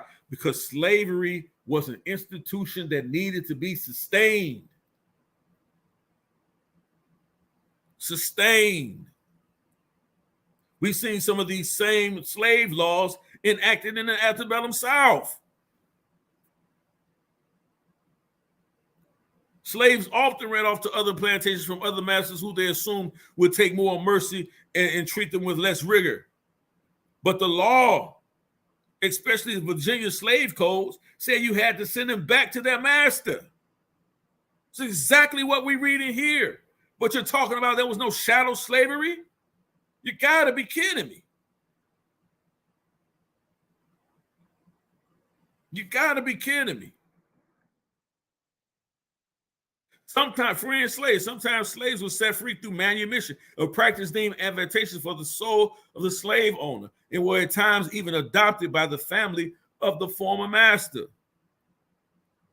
The slave given to me for my own, and whose name is Amenyahu, I have won him by the force of my arm when I accompany my king. In other words, I got him in battle.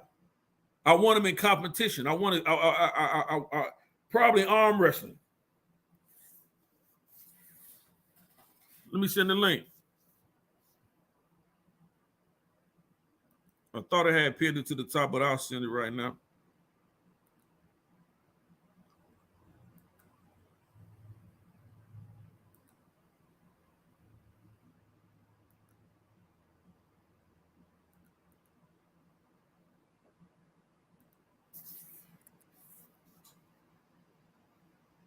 The link is in the chat.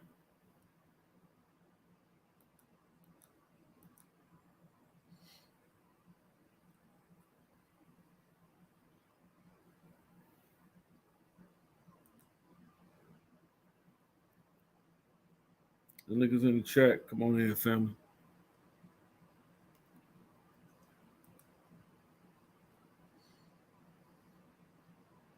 It says, the slave given to me, whom I won by the force of my arm. In other words, arm wrestling. I accompany my king. Listen, he shall no longer be stopped at any of the king's gates. I have given him the daughter of my sister Nebeti, his wife, who is named KM'T, and have bequeathed him a portion equal to my wife's and my sister's. I see you in the back, brother. I got you.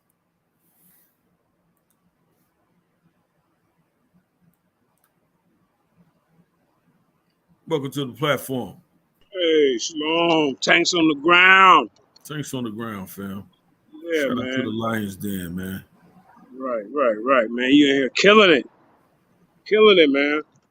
Hey, that's too much information. Let them tell it. It's too much. Too much, It's too man. much. Yeah, It's man. too much.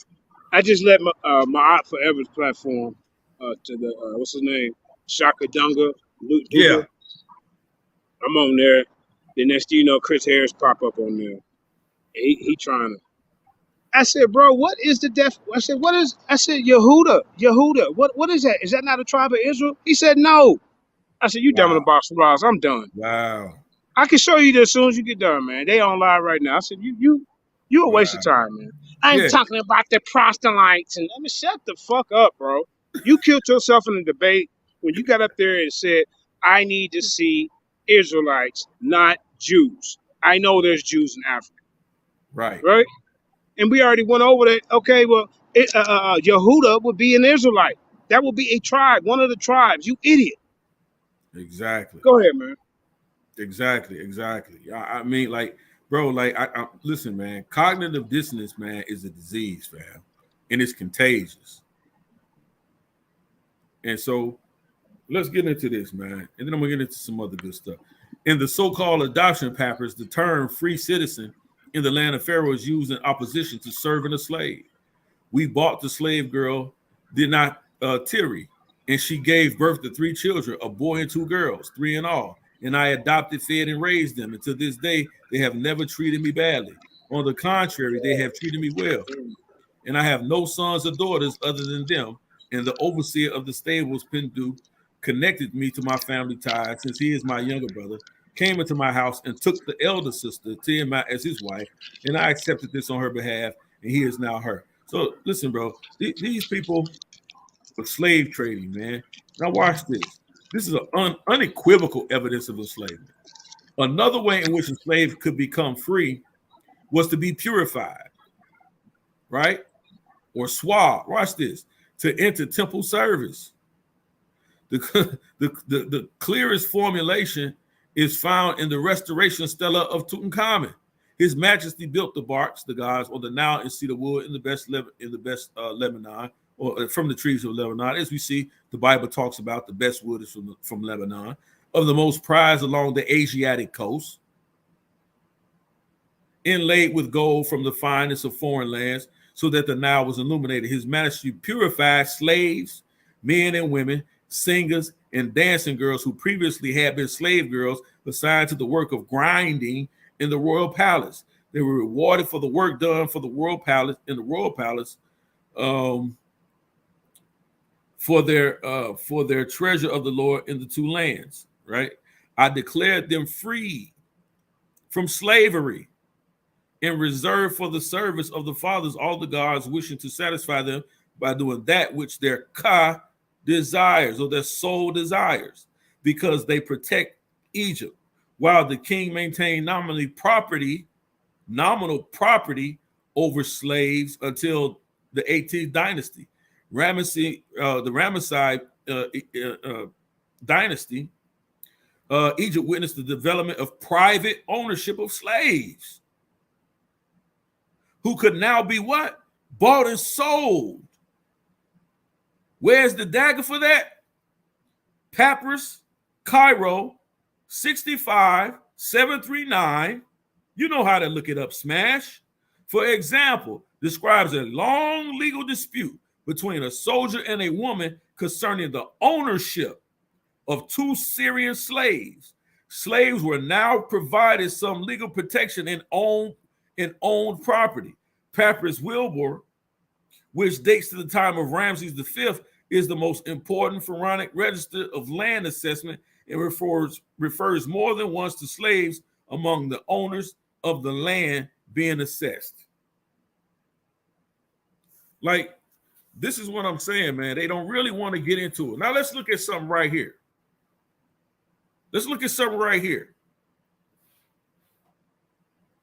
And this is directly for you, Smash. Directly for you. Right? The ancient Egyptians kept slaves. Many of them were captives of wars. We all agree to that. There was even a house of female slaves, concubine. We understand that. They produced them. Ben Harry wrote, bring it out. Chattel slavery. They want to avoid that. That's like a breeding spot. Absolutely. They were breeding slaves. And where do we see that?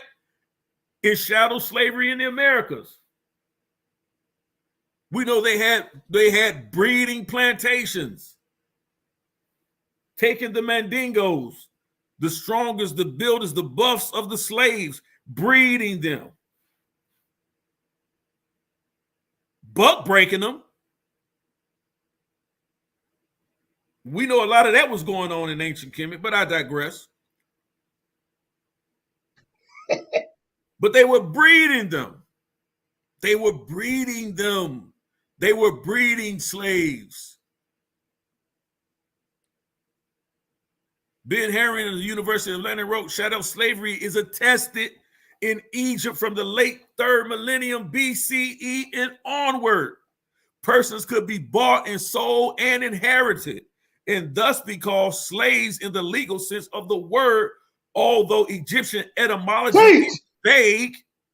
Him for the female version of KM'T and Bak, or the female version of Bakat, can both be translated as slave, but also as servant. Not only could the slaves themselves be sold, but also their services. Ramesside texts refer to this practice with the expression, y'all can get at me later, is Herwa and Bak, or the day of service. From the late period onward, we know of the practice of the individuals entered into slavery by contract as a means to pay off heavy debts. Here's the source. Ben Herring, University of London, Netherlands, UCLA, Encyclopedia of Egyptology, 2009, eScholarship.org.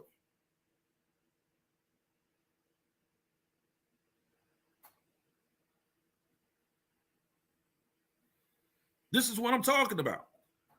This is the same practice from times on end. But don't come here and try to teach the people and say, oh, no, these servants, they may have been referred to as slaves, but they weren't really treated as slaves. Because now we see that these people were in institutionalized system of shadow slavery. Follow the bag. They were being bought and sold and bequeathed. It's the institution of slavery.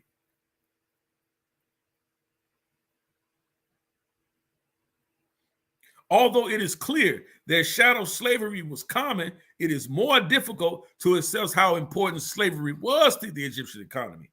Economic anthropology considers two criteria. Here's your study. Considers two criteria for establishing the importance of slavery to society. Number one, the great hierarchical differences among social strata, allowing for the delegation of work to lower ranks.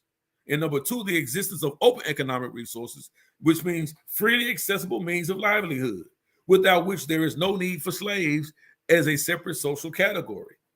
But the information on that is vague. The extent of open economic resources in ancient Egypt is far from clear, but Egyptologists assume that compulsory labor was chiefly corvée rather than slavery. And what was corvée? Corvée was the system in which native Egyptians could be drafted into service or into stints of labor, sometimes 3 to 6 months, sometimes even longer if they chose to stay, but they would be drafted.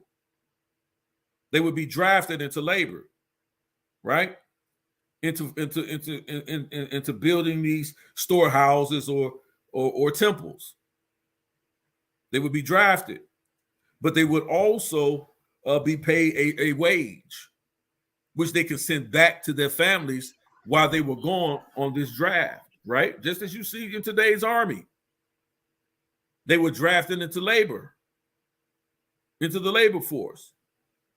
But let's not forget. LDR, let me ask you something. Yes. Would you consider sweatshops a form of slavery? Absolutely, it's slavery. Right, and I don't know what they pay them, but like I said, it says that they paid some of these people, but I'm sure it probably was sweatshop labor. I mean, like wages. Absolutely, that's a great point, JJ. They did an article. As a matter of fact, there was a lawsuit brought against Apple, maybe about 10 years ago now, where they were making those iPhones. They went into those sweatshops where they were making those iPhones. Right. When the iPhones were coming out, Steve Jobs was still living at the time. And these people were making these iPhones, being paid, working 15 to 12 hours, 12 to 15 hours a day, making a quarter. Wow. I would tell them to keep their quarter. I mean, come on, man. Quarter. Don't do that to me. A quarter. What am I gonna do with a quarter? A quarter. And most of them were women.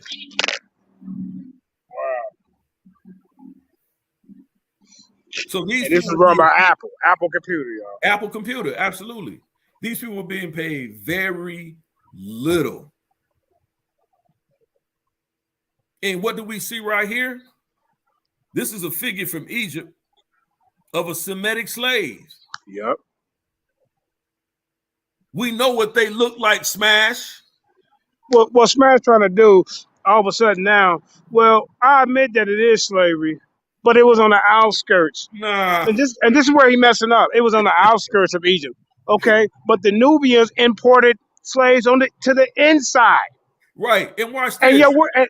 and some of these slaves were owned by the state. So you mean to That's tell me right. they're not taking any type of documentation for that? Exactly. Con. That's And watch this. institutionalized. Just institutionalized. And if you want to say what they were on the outskirts. Outskirts of what? In the slave mines owned by the state of Egypt, ancient Kemet. Especially we know around 1446 BCE, they were working in the slave mines in the Hathor slave mines. Damn, right. Turquoise mines. And in Timna. These places were ruled by ancient Kemet. He talked about on the outskirts. They were funding and wholly responsible for maintaining and protecting chattel slavery on the outskirts. Facts. It's an institution, fam.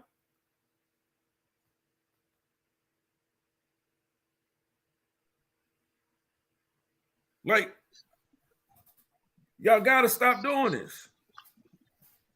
Y'all gotta stop doing this.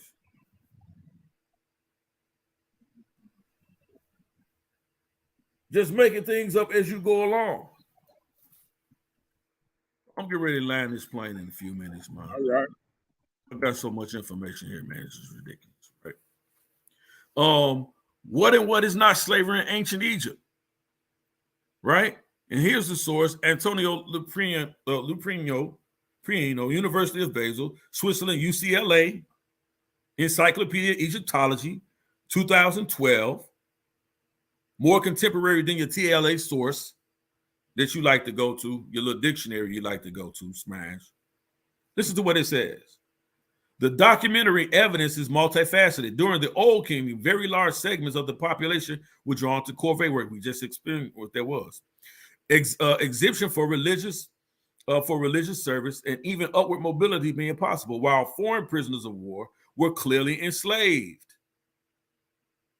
With the emergence of new social elites, Egyptian texts from the early Middle Kingdom onward display a more distinct consciousness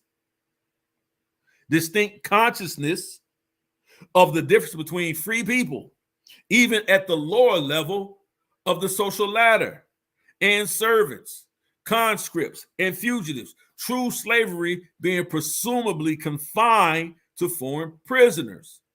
It's chattel slavery. That's all we were in Americas. We were foreign prisoners. And anytime that you branded people like cattle, that's a precursor to chattel slavery. You branded us like we livestock. Exactly. They found them branding irons over there, and they was too small for animals. So they're suggesting that it was used for humans. Exactly. You see what I'm saying?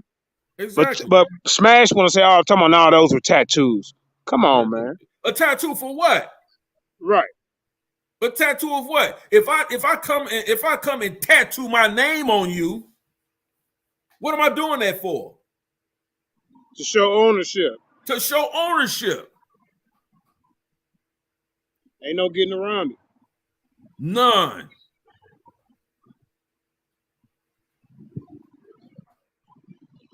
Right? Let's deal with this. Evidence shows that the semantics of the Egyptian terms for slavery or servitude rather reflect socio-economic dependency than legal status. Although a few documents, such as the so-called adoption papers, which I already showed, those explain some legal concerns. Right? Let's read this. Many social groups refer to the royal decrees and administrative texts was certainly subject to restrictions on individual freedom. In the Old Kingdom, royal corvée workers undertook coercive labor. This was coercive labor. It could be, listen, if you don't, what happens here in the Americas if you dodge the draft? You go to jail. You go to jail. What do you think was happening here if they was dodging the draft of the Corvée service. They probably gonna get sent to one of the mines or something. Exactly.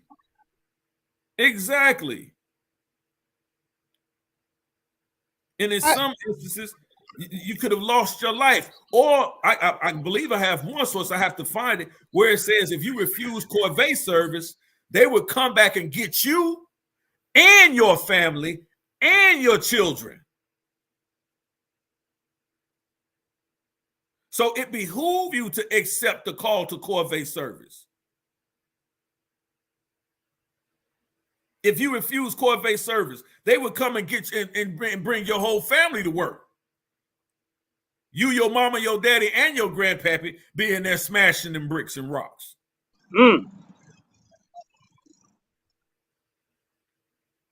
If you didn't answer the call.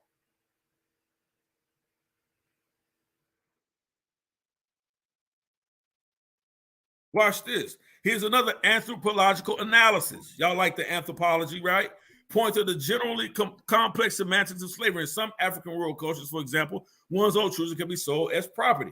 The practice of selling children for work is also known in different forms in modern Europe, right? In this respect, it is interesting to note that in an Egyptian household of the Middle Kingdom, servants are considered part of the family structure. I was someone beloved by my community, forthcoming to his family, right? I did not neglect those who are in servitude. Although historical, administrative, or legal texts are usually the most important source for our understanding of slavery, it should be kept in mind that Egyptian biographies and royal inscriptions are heavily influenced by the literary style, which limits the reliability as historical sources. So to simply just say these people were just simply servants, they really can't say that because they played around with the whole understanding of it. And so when Smash Rockwells go to the TLA and he starts looking up, see, this term, this could be meaning that, it can be meaning that, and then he chooses the one he wants. Oh, no, that's just basic servitude. That's not really saying that they were treated as chattel slaves. It's like he just learned it on the fly. Yeah, you can't really say that. You can't really say it. That little translator thing he used, it's called what, the TLA? Yeah, it's a thesaurus of what is it called? Egyptica. Yeah, I'll show it real quick. Okay. Yeah, I'll show it real quick, man. I'll show it real quick. And I'm laughing at the dudes because they go into this thing as if it's a Bible, right? Here it is right here, right? So here's one here. No, let me go to the one he used. Let's go to the ones he used. We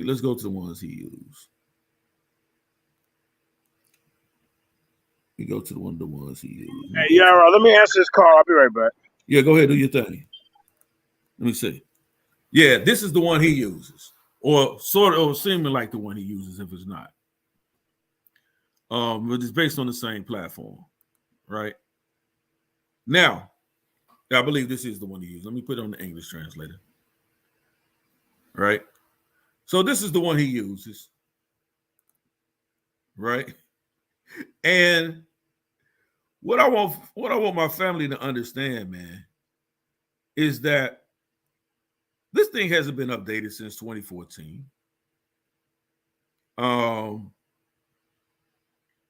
Let me go.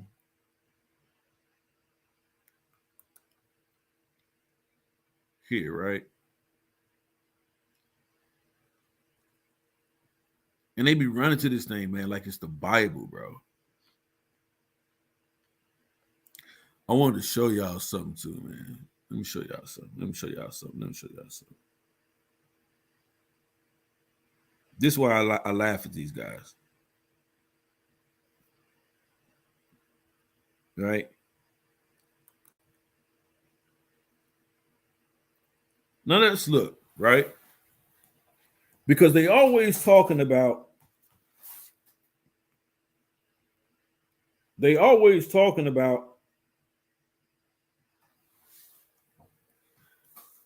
you guys, you Bible thumpers, and you guys that, and who owns the Bible, and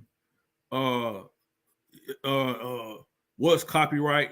like now I deal with copyright, so I already know they don't know what they be talking about, right? But watch this, right? It's kind of ridiculous, right?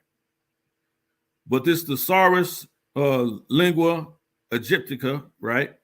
The Berlin Brandenburg Academy of Science and Humanities and the research projects groups cooperating in the compilation of this thesaurus make available to the scholarly community a free new research tool. To use this tool, personal registrations, blah, blah, blah.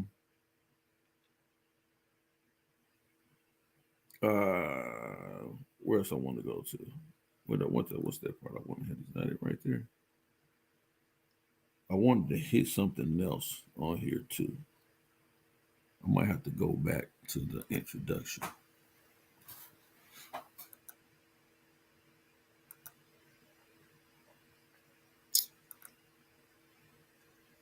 Where's that part that I wanted to read? I wanted to show y'all something in here. Give me a second.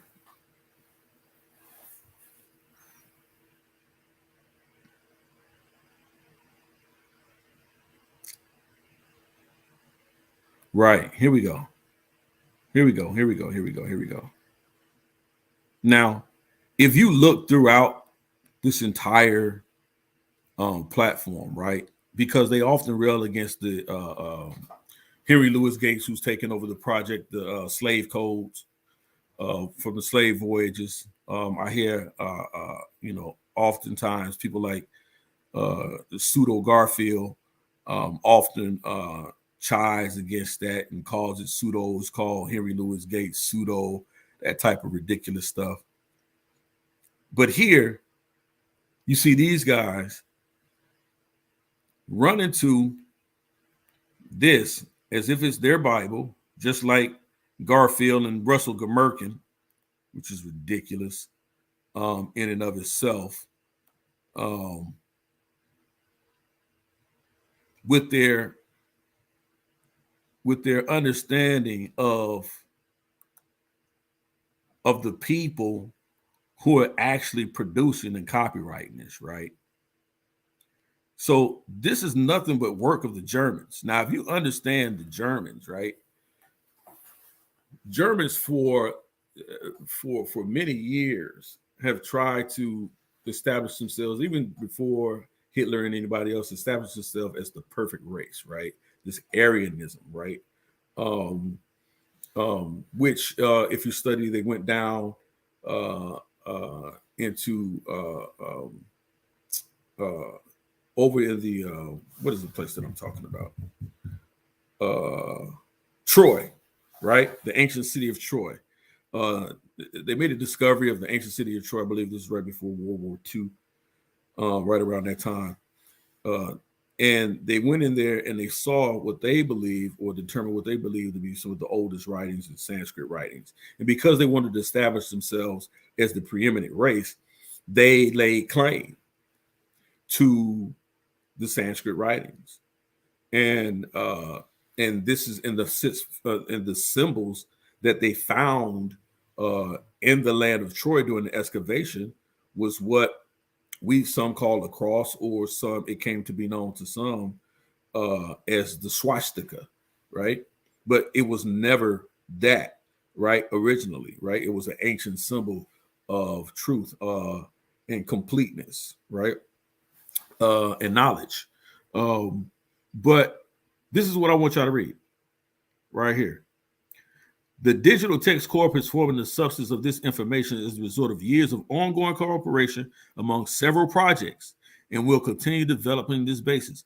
Contributions have been made by the project structure and transformation in the vocabulary of Egyptian language, former ancient Egyptian dictionary project at the Berlin Brandenburg Academy of Sciences and Humanities, and the Saxonian Academy of Sciences and Humanities in Leipzig. The now finished project, Demotic Text Database Project of the Academy Service and Literature Mains, Rosenberg Branch, the Book of the Dead,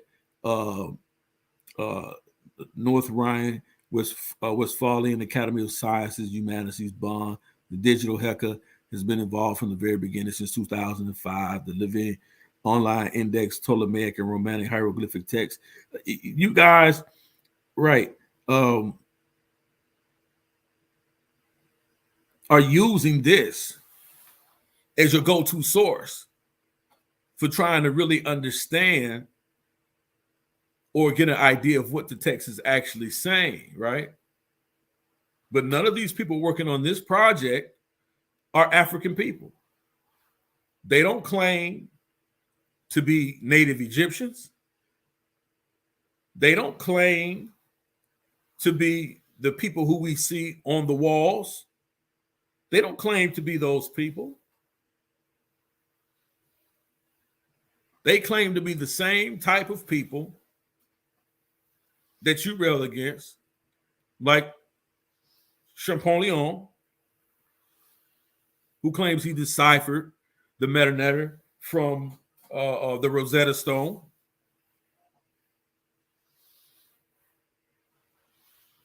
Many fantastical claims. I am aware that there appears to be some men of African descent that may have actually preceded the work of Champollion, and Champollion brought him in to assist him and then took over his work.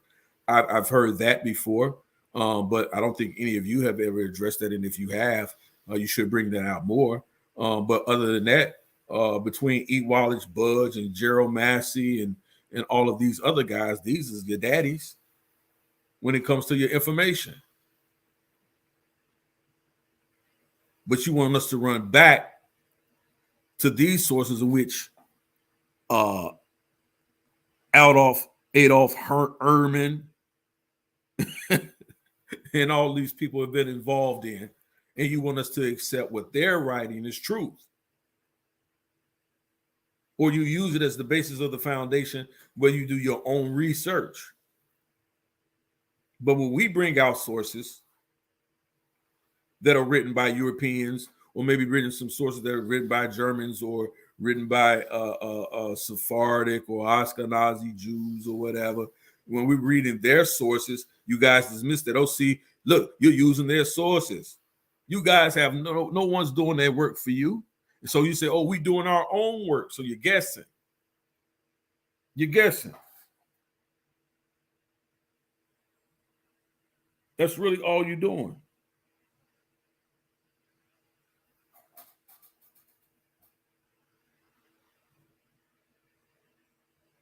That's really all you're doing. Like, this is not a Bible. This is only a reference that can lead you to maybe a better understanding. But look at the authorship here. The editors who entered the individual text into the digital corpus are identified by notes on authorship as a text or citation is displayed. The editing of the lemma list has been in the hands of Ingelor Hoffman and Simon Schwartzer. Marianne Eaton Cross translated the meanings of the Egyptian lemata into English. Jana Sisponic translated the help text into English, which may be displayed using an English browser only. The demotic lemma list has been taken care of by Gunther Wittmann. The web design of this, this internet presentation was created by Annika Straubach. The database and its web application have been programmed by Stefan Seidemeyer. Jews and Germans. Jews and Germans. So this is what you're basing all of your understanding when Smash Rockwell says Dr. Reggie, you betrayed us. You betrayed KM'T. This is why you don't betray KM'T. But these people won't. You got enough confidence in the authorship of these Jews and Germans? You have enough confidence here?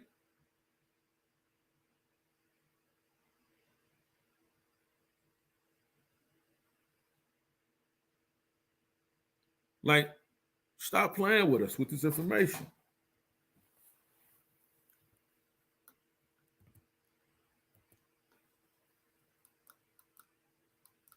I'm getting ready to line this real quick. gonna go to 5:30.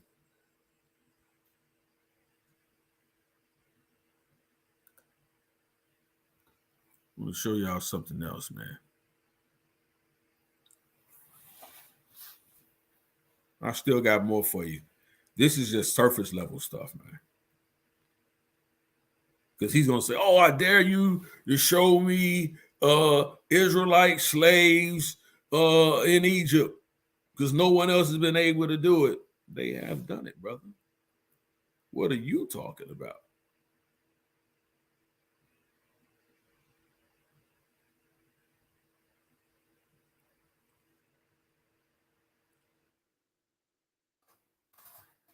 Let me go to something real quick. Slavery in ancient Egypt literary texts. Slaves are also part of the range of human types presented in the wisdom text. Their condition is mentioned in the admonitions of Impure, a New Kingdom text in which the cultural decadence. Hold on, I see you, fam. Hold on 1 second. I got you.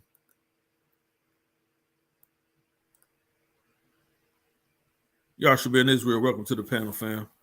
What up? What up? I'm not gonna be here alone, man. I was just out in the audience, man, watching and observing. Want to say thank you for a show well taught, and congratulations, man, for a debate well earned. Appreciate you, Art. Much love. Toda. Appreciate you, man. Appreciate you, man. Appreciate you. Yeah, I'm gonna go back out in the audience because being on my battery low, I ain't got my charger. Do your thing. Do your thing. I'm getting ready to land this, man. Yeah, the stream y'all to wear your battery out. Yes, it will. Do your thing, fam. Shabbat shalom. A New Kingdom text in which the cultural decadence of society from a centralized state to political and social chaos is crystallized in a series of oppositions between golden past and tragic present. Now even female laborers speak without restraint, and when their mistress gives an order, servants show impatience. Like, this is evidence, man. There's evidence here. Documentary evidence. Right? Antonio Luprino of the University of Basel wrote, when turning to administrative records, 3 observations are in order. First, quantity and quality of the documentation vary considerably in space and time. There's a limited amount of material from the Old Kingdom, a few royal decrees, and the archives of Abusur. The evidence from the Middle Kingdom is richer. The abundant correspondence of Heka, Ankh, and the papyri of El Lahun. I'm going to get into that one day. We're going to go into the papyri of El Lahun, but not today. That's for another show. As well as important administrative texts such as the already mentioned Papyrus Brooklyn. Even more material has survived from the New Kingdom, above all from Del Era Medina, the village housing, the workers of the Theban necropolis. A substantial number of texts less relevant for a discussion of slavery has come to us from the late period. Second, Egyptian documentation is distinctly empirical rather than conceptual. In the administrative text, attention is focused on single episodes rather than on general rules. Let's continue. Where else I want to get into right here?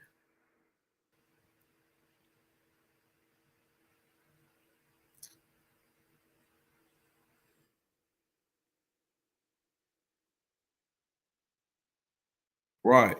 As you can clearly see here, right? This is the tomb of Horeb, right? In the 28th dynasty, before 1348 BCE in Memphis, Kemetic officials are here taking a head count of Nubian slaves, likely to be sent back to Kemet as required by the tribute due the latter. So in other words, Nubia had to pay to ancient Kemet, or the rulers in Kemet, in tribute with actual slaves. A shadow slavery, family. This image recalls a scene on a Middle Passage slave ship in the Museum Cervicio of Archaeology in Bologna. Isn't this the same way we saw slaves in the being brought to the Americas? tied together, roped together, abased low, while you clearly see this man here holding a weapon. Clearly see here, you have another gentleman here. They're counting.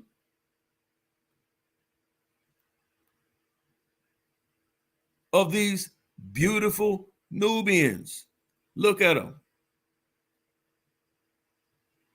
Naked.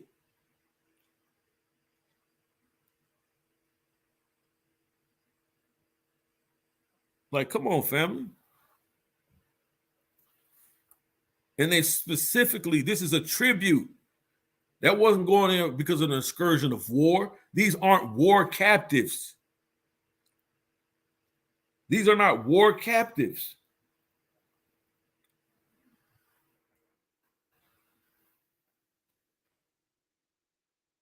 Let me keep going.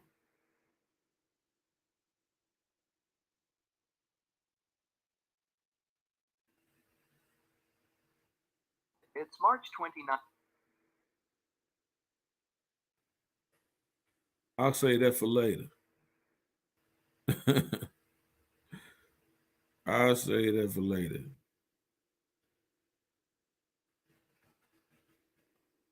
I'll say some of this for later. Oh, I do definitely know I wanted to go in on my brother here because he bought out something on Sinew being called an Asiatic. Oh, why was he being called the Asiatic? Right? This is why he was being called the Asiatic, right? Because he tried to go in here and say, look, he wasn't saying this. Like, this is crazy. The best picture of life in Canaan during the period is found in the tale of Sinew. Sinew was an exiled prince from Egypt who asserted that the country of Canaan was beautiful and had lands of choicest possessions as they yielded figs, wine, honey, olives, and all kinds of fruit, wheat, barley, herbs, and without number. This is the same description that during the time of the Exodus, Moses sent 12 spies, Joshua and Caleb being two of them, goes down into Canaan, and they come back with and say, surely this is the land of milk and honey. Milk and honey. Milk and honey. In other words, then they talk about how large the grapes is, or the figs is how it's actually rendered. All kinds of fruit, wheat and barley, and herbs without number. How plenteous the land of Canaan was, and resources and agriculture. Right? This supports what the biblical narrative speaks about. Right? It says, no ruling authority maintained order between hostile and contentious tribes. Each tribe was a law unto itself and was therefore free to go on expeditions of plunder and pillage among other tribes, thus killing by the sword and taking possession of wells, pastures, cattle, children, and fruit. Civilization, as reflected in urban life, was just beginning to dawn. When the Canaanite people, as we shall see in the next period, pressed into the land, the old Amorite settlers were forced into the highlands, especially the upper Orontes Valley and the Lebanon territory, into a few places in southern. So, in other words, why they were making fun of him, calling him an Asiatic, not that he wanted to be an Asiatic, he was just saying the land of Canaan was more beautiful and plenteous than he had seen, and he had an affinity for it. Right? Because I heard somebody on one of those platforms say, "Oh, look at Sinew, he wanted to be an Asiatic." Well, it wasn't. No, that's not. He didn't want to be an Asiatic. He was talking about how they were making fun of him because he was talking about how plenteous the land of Canaan was. They also talked about. This is where he goes in the B'nai Hassan mural, right? And then he talks about these people, they're Hamu, but then none of them says Kananu. Well, we know that the Egyptians themselves were referring to these people as the Hyksos or the Hikakasu. The Hekakasu.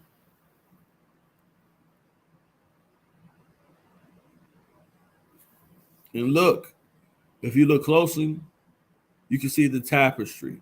You can see this is how ancient Israelites are described in the biblical narrative. You can see the fringes on the ends of their garments.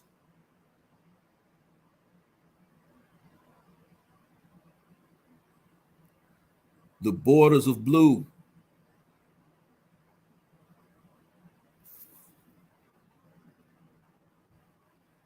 Right? Then the brother said, and this is another one that Smash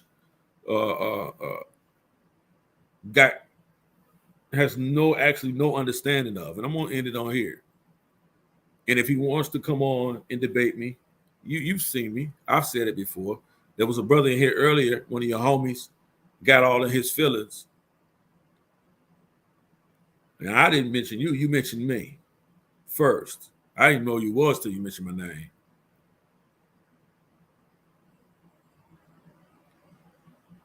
But my point is this. He talks about, he went into a whole thing. He went to his little TLA Bible and tried to show where the Amu were not Canaanites. Right? That these people, he say, are Amu were not Canaanites. Right? It says, with deciphering the Proto-Sinaitic script, LeBlanc argues convincingly to have solved the mystery. In this bold and brave undertaking, the author examines the history of Proto-Sinaitic writing, contextualizes emergence, and demonstrates the validity of his findings. But just as importantly, in addition to providing us with the indispensable insight into the origins of the alphabet, it appears that in having arguably deciphered the script, LeBlanc has uncovered some incredibly enthralling information about the people who invented it. This is a bibliography for community studies, the French Canadians of Fitchburg, Massachusetts, 1880, 1920, by Paul de LeBlanc. Let's see what he says. Epigraphic evidence. Garfield always talking about who's the epigraphics, who's the epigraphic, who did the epigraphic, who's the epigraphic, what does the epigraphic say? The epigraphic evidence suggests that the Amu, and listen to this, get a good look, Smash, get a good look. Magi, arrows down. The epigraphic evidence suggests that the Amu, those Egyptianized Canaanites, this is what I mean about pseudo-intellectualism, people creating things based on how they feel, because he doesn't want to say that these people were Canaanites. So he goes into the TLA, the thesaurus, and says, look, this says this says that. It could be either one of those. Completely dismissing the context. And look what it says here. The epigraphic evidence. What do you have against the epigraphic evidence that suggests that the Amu, those Egyptianized Canaanites, just like Hellenized Jews, right? Or those these Egyptianized Canaanites who first devised the mother of all alphabets, would bring their Proto-Sinaitic writing system back with them as they eventually return to neighboring Canaan or Canaan or Canaanu, their original homeland. Where you think they were coming from and where you think they were going? These Amu came out of Canaan,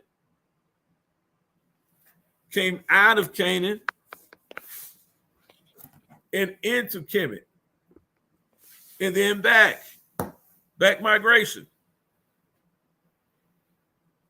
As over time it developed into the early Semitic alphabet, but apparently so did the Amu folk memory live on as well.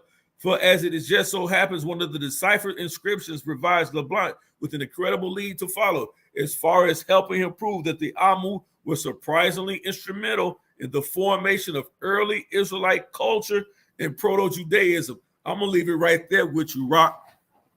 Rockwell. I gotta keep saying that, man. It sounds like a porno name. But this is what I'm saying. I'm gonna bring you sources, fam. I'm not just gonna bring you what I think. I'm not gonna take you to a thesaurus to argue my point.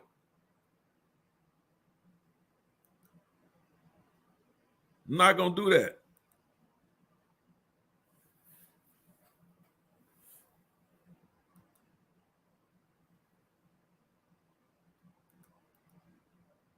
I'm gonna give it a few minutes. If anybody wants to come in real quick. If not, we're gonna get ready to get up out of here. But this is what I'm saying, people. And listen, I don't take this stuff personally. Not for me. Because I'm secure in my understanding. But my issue is simply this. Don't tell us what you think.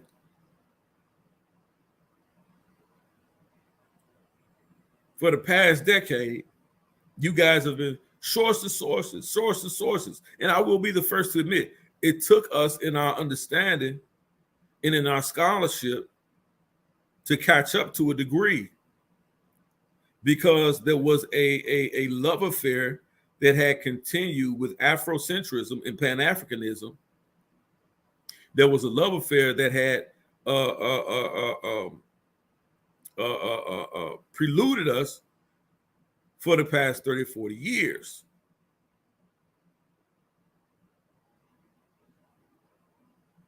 So we had the Dr. Benz, we had the Ivan Van Sertima's, we had the Sheikh Anta Diop's.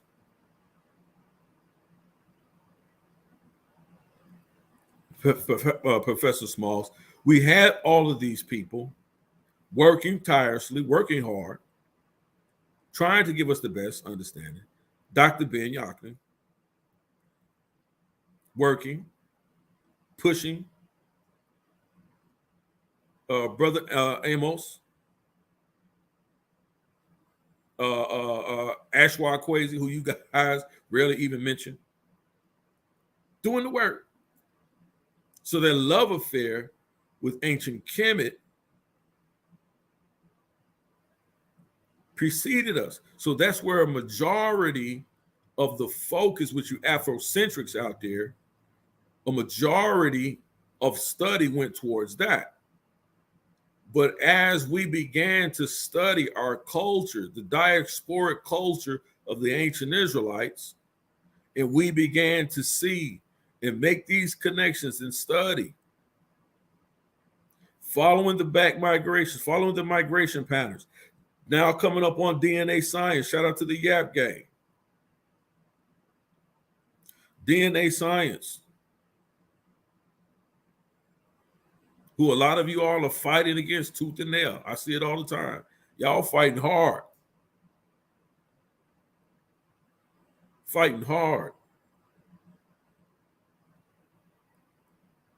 But the Most High has allowed us to increase our level of understanding, not for status and position,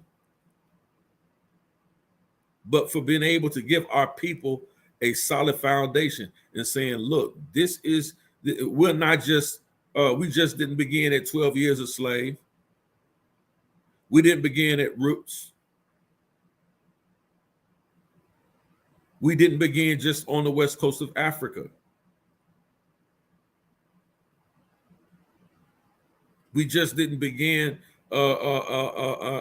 these specific dynastic periods, because I've often asked, if you're claiming, when I ask this question, you know, what do you claim you hail from? What dynastic period are you connected to? Be very careful how you answer that. Oh, I'm not saying we those people. I just believe in that spiritual system. What spiritual system? When they talk about reciprocity and love, and that's not codified in any ancient Kemetic text. We follow the laws of Mayat. As a matter of fact, as a matter of fact, I would love, Black Jesus Minister, if you're listening, maybe you can help me out with this. I would love for you guys to, I would love to question or have a conversation with your beloved Dr. Mayat. I would love to have a conversation with her.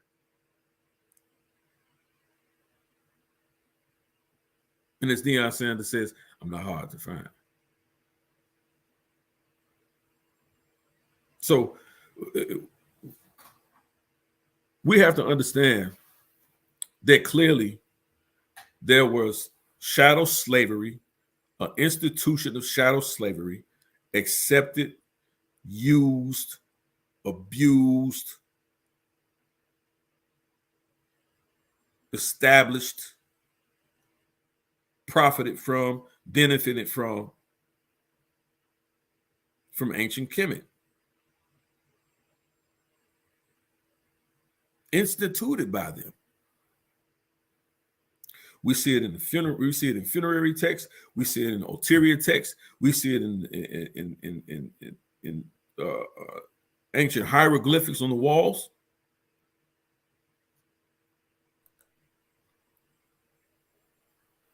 Welcome to the show, Black Jesus Minister. Appreciate you, family. Yeah, thank you, man, for this excellent lesson, dear brother. Man, I done picked up a whole bunch of stuff that I didn't know, but I wanted to add to what you brought out regarding to the Canaanites from a biblical perspective. Let me know when I can do that. I'm going to read Isaiah 19. It's on you. Okay, let me pull the scripture up. I apologize for being a little slow. Let me pull it up. All right. Everybody who's listening in, y'all go to Isaiah 19, and I prefer the KJV. Isaiah 19, and I prefer the KJV. And this information that you gave about the Canaanites coincides with what, first of all, what I believe, and then I'm going to tell you exactly what the scripture says to back up exactly what you just said about the Canaanites and the Amu perhaps being the Amu being the Canaanites as well, the Egyptianized Canaanites. The scripture backs up exactly what you're saying. This would make sense. Then why would they leave their land and live extensively in Egypt and then return back to their land? This coincides with the biblical account that there was a great famine in the land, not just in Egypt, a great famine in the land and surrounding areas. Exactly great vast areas. And we see the story of not only Joseph's family,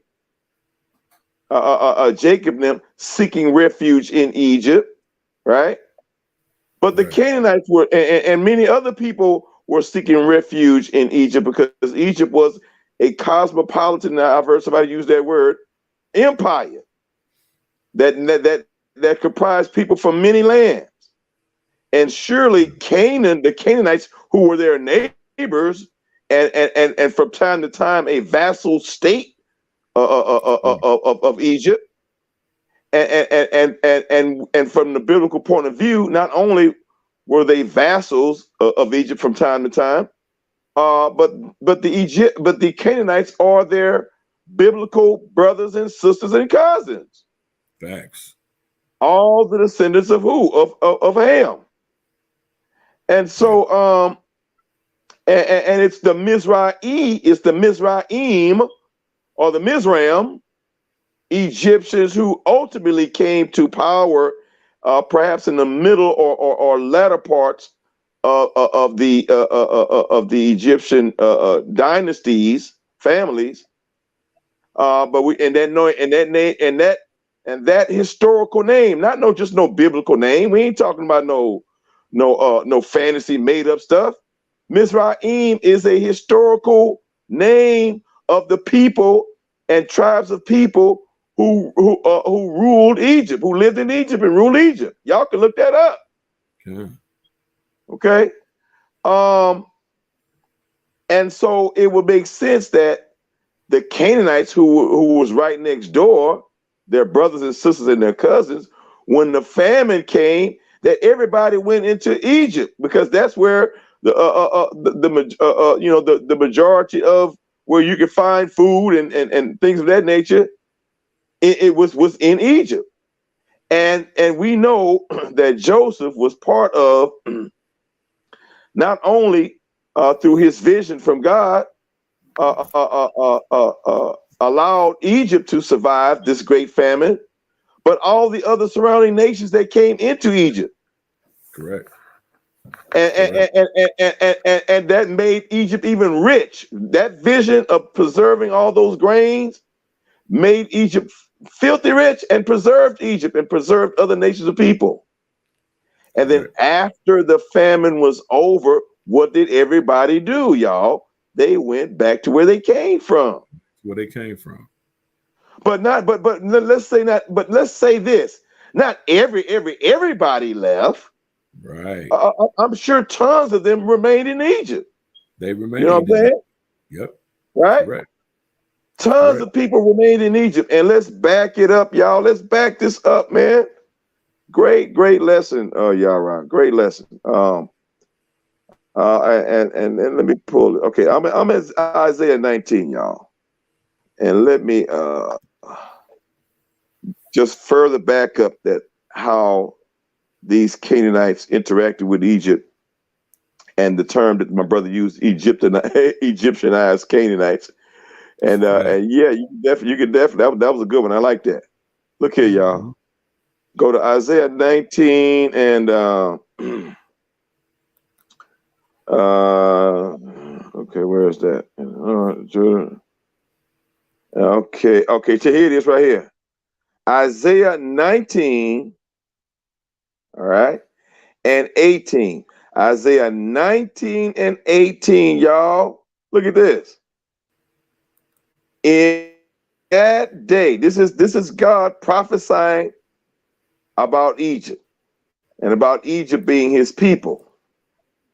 Before Abraham was born, y'all, God spoke through the prophet Isaiah and prophesied.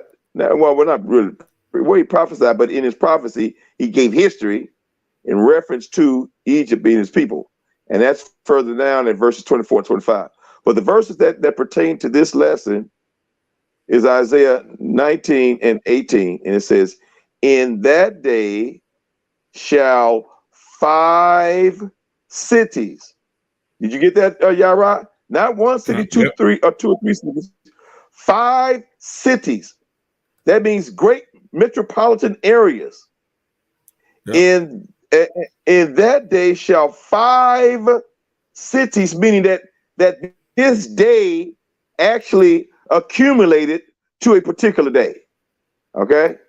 There was an accumulation of what I'm about to read that led up to this day. It didn't all happen in one day, right? Right. In that day shall 5 cities in the land of Egypt speak the language of Canaan. Bro, 5, that Canaanite presence was so powerful. Yep. Their numbers were so goddamn powerful that 5, I'm sure, major cities are probably the top 5 major cities. It didn't say top 5, but I'm kind of stretching it a little bit. But I believe it's top 5 major cities, because that's why it's mentioned here, was speaking the language of Canaan. The Canaanite language was integrated into Egypt. In that day shall 5 cities in the land of Egypt speak the language of Canaan and swear to the Lord of hosts. Canaanites and Egyptians, Canaanites and Egyptians, and especially these Canaanites who are in Egypt. What are they doing? God dang it, my page I had just went off. Where the hell is it? I apologize, y'all. It's all right. Where's my page? I got it up on the screen. Oh, okay, you got it. Okay, well, I can't read it, so let me go back to my page.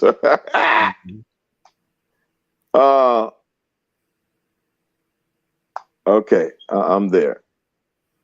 I just clicked it. Now it's acting kind of slow to pop up. Okay, verse 18. All right. In that day shall Egypt be. Oh no, 18. Yeah. In that day shall 5 cities, Yarah, in the land of Egypt, speak the language of Canaan and swear to the Lord of hosts. One shall be called the city of destruction. I need to look that up. What city was that? Which one of those cities was called the city of destruction? And how do you? Which one was that? That city that was interpreted in the Egyptian name. I need to look it up. I never thought about looking that up. Yeah. In verse 19, in that day shall. Go ahead. I'm sorry. Go ahead. No, go ahead. Go ahead. Keep going. In that day, which day, y'all? The same day that we read in verse 18. Accumulation. In that day shall there be an altar to the Lord in the midst of the land of Egypt, an altar by Canaanites and Egyptians, Yarah. How did these Canaanites and these Egyptians know how to build an altar to the Lord? They had to have known the Lord. And we can read that they knew the Lord. We're going to read in this same chapter that these people knew the Lord before they sinned in error. Because this scripture here is subtitled, this chapter is subtitled, God's burden for Egypt. God's burden for Egypt. And we're reading here that not only did Egypt was the land for the Egyptians, but it was also the land of Canaanites. Right. 5 cities, 5 major cities were speaking their language. The Canaanites was up in there big time, bro. Yes, they were. With their brothers and their sisters and their cousins. Okay. In that day shall there be an altar to the Lord in the midst of the land of Egypt, and a pillar at the border thereof to the Lord. To the Lord. Who? Yahweh. El Elyon, the Most High. No other God. And it shall be a sign for a witness unto the Lord of hosts. There you go. The Lord of hosts, y'all. In the land of Egypt. For they, who is they? The Egyptians and the Canaanites shall cry unto the Lord. I'm at verse 20. Because of the oppressors. Because of the oppressors. Who was being oppressed? The original Egyptians and those Canaanites were being oppressed right along with who? Let's go. For they shall cry unto the Lord because of the oppressors, and he shall send them a savior and a great one, and he shall deliver them. And the Lord, verse 21, and the Lord shall be known to Egypt and the Egyptians. Who are the Egyptians, y'all?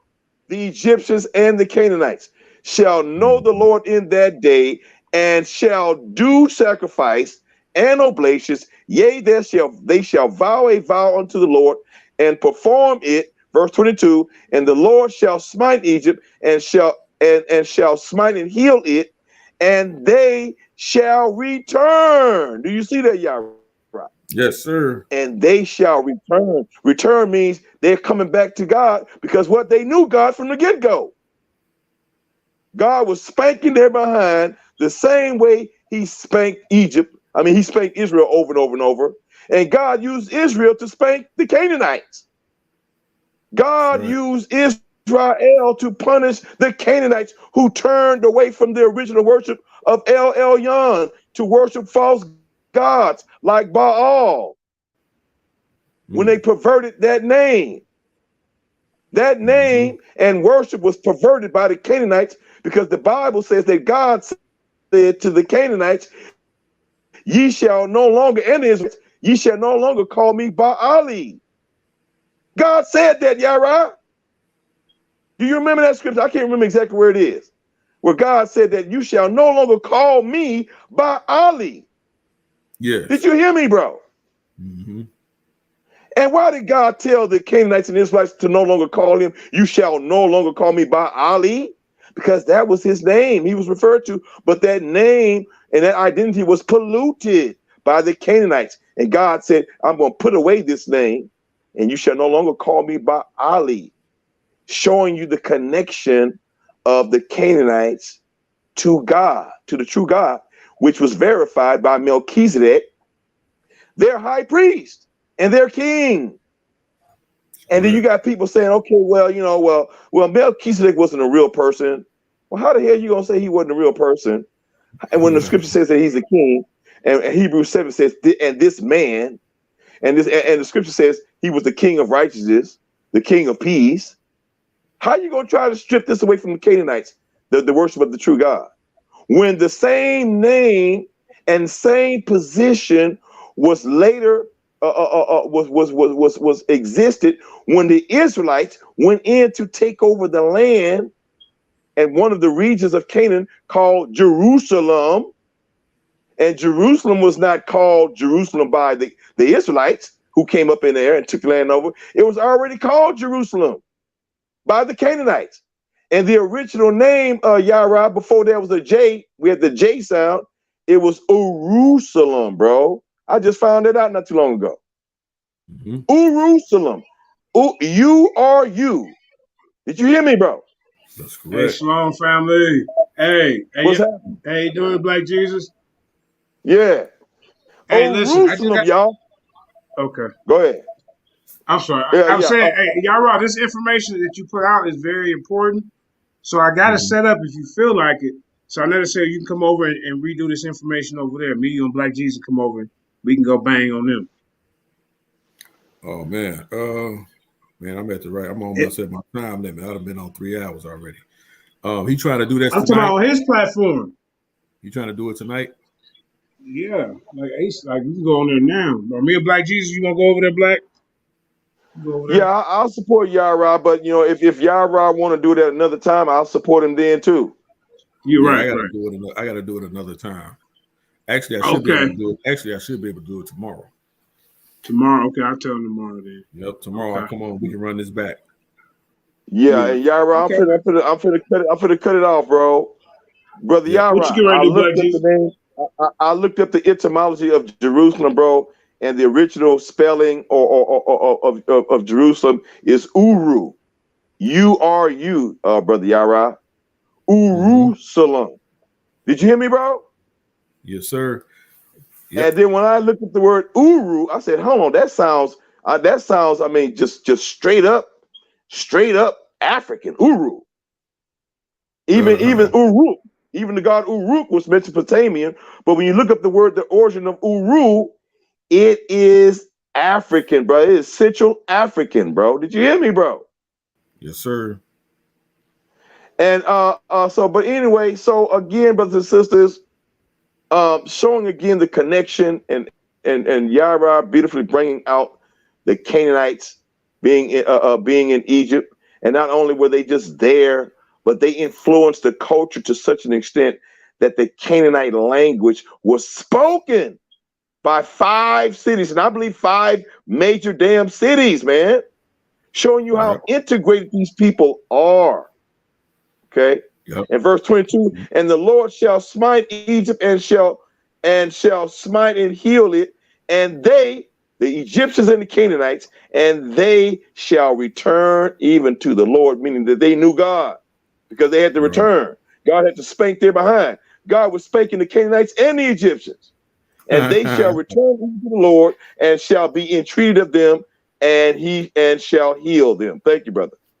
Right. I want to just real piggyback off what you were saying on that scripture in Isaiah 19.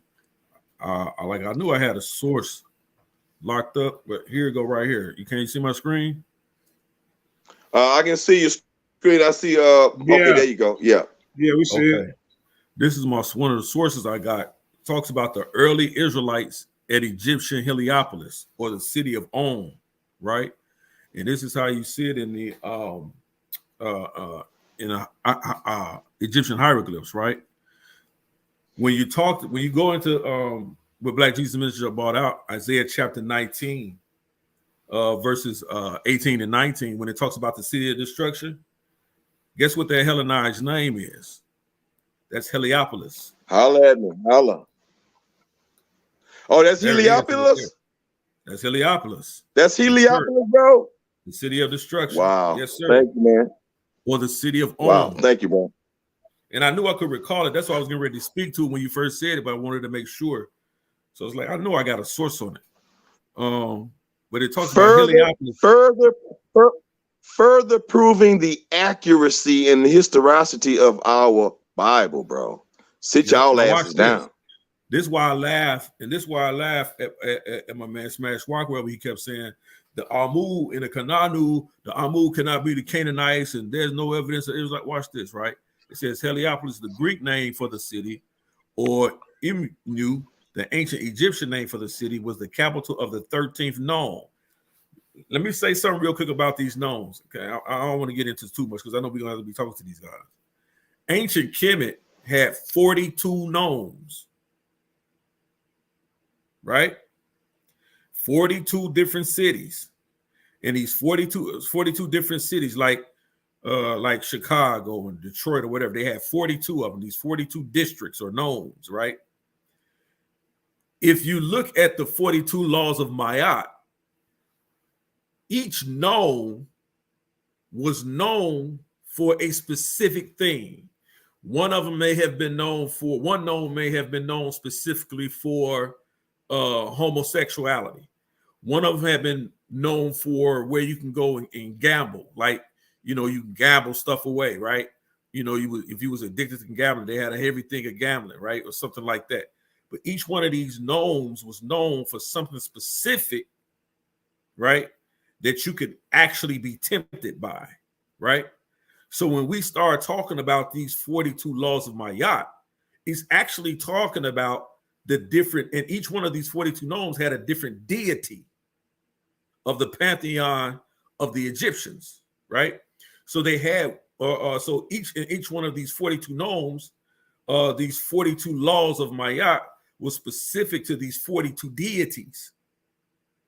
And so the negative confession that would give would be if one, because if you actually go into it, the negative confession would be, I have not done this or I have not done that, right? But the negative confession is, and I'll bring out a source on it later.